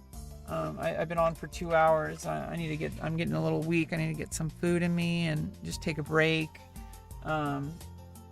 Rest my eyes and rest my hands and all that. And being able to be okay with ambiguity in your drawing, being okay with letting it stay unfinished. It's a really powerful skill that I'm trying to learn. You must become liquid cement, malleable. Yeah, and if you're malleable enough, you can then fit into all the crevices. And then when you solidify, no one can break you. I mean, there's so many different metaphors. None of them are particularly wrong. In the right context, a metaphor can be good or bad. I think like a lot of people have this fixed idea that one metaphor fits every situation. And it's like, no, if your situation is that if you trying to get results on your own under their rubric has failed you time and time and time again, then it's time to change the rubric. And when you change the rubric, they're going to think you're a failure because they think that you gave up. And it's like, no, I gave up on your failing rubric. I changed the rubric. And it's going to look messy. It's going to look really broken. But when it starts to work, it's going to make sense why I did it. Turning the drawing upside down reveals the true form as light enters the eye. We actually receive formation inverted and the brain reconstructs the information to make sense for us. Yeah, but that's why we need to take breaks from it, right? We have to come at it with a new angle. I'm trying to actually like practice being able to draw from one angle so that I can draw in all different directions and such like that. So I feel like I rely too much on like turning it so that I can do the same angle of drawing, but I want to be able to go up and left, up, north, northeast, north, east, southeast, south, southwest, west, northwest, and north. Like I want to be able to go from every angle. And also, obviously I'm going to, turn it around and look at it. Sometimes I forget to do that, but,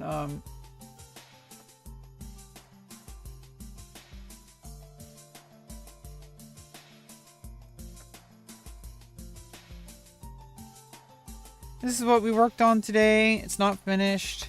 Probably never will be finished.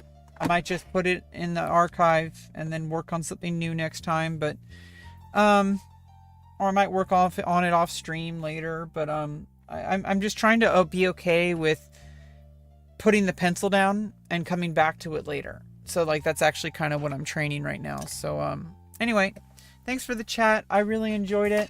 And we had some good conversation today. I hope that I helped inspire some people and, to do your own thing and do your own art and work on your goals. And I hope that you can learn something from my mistakes. Anyway, see ya. Bye-bye.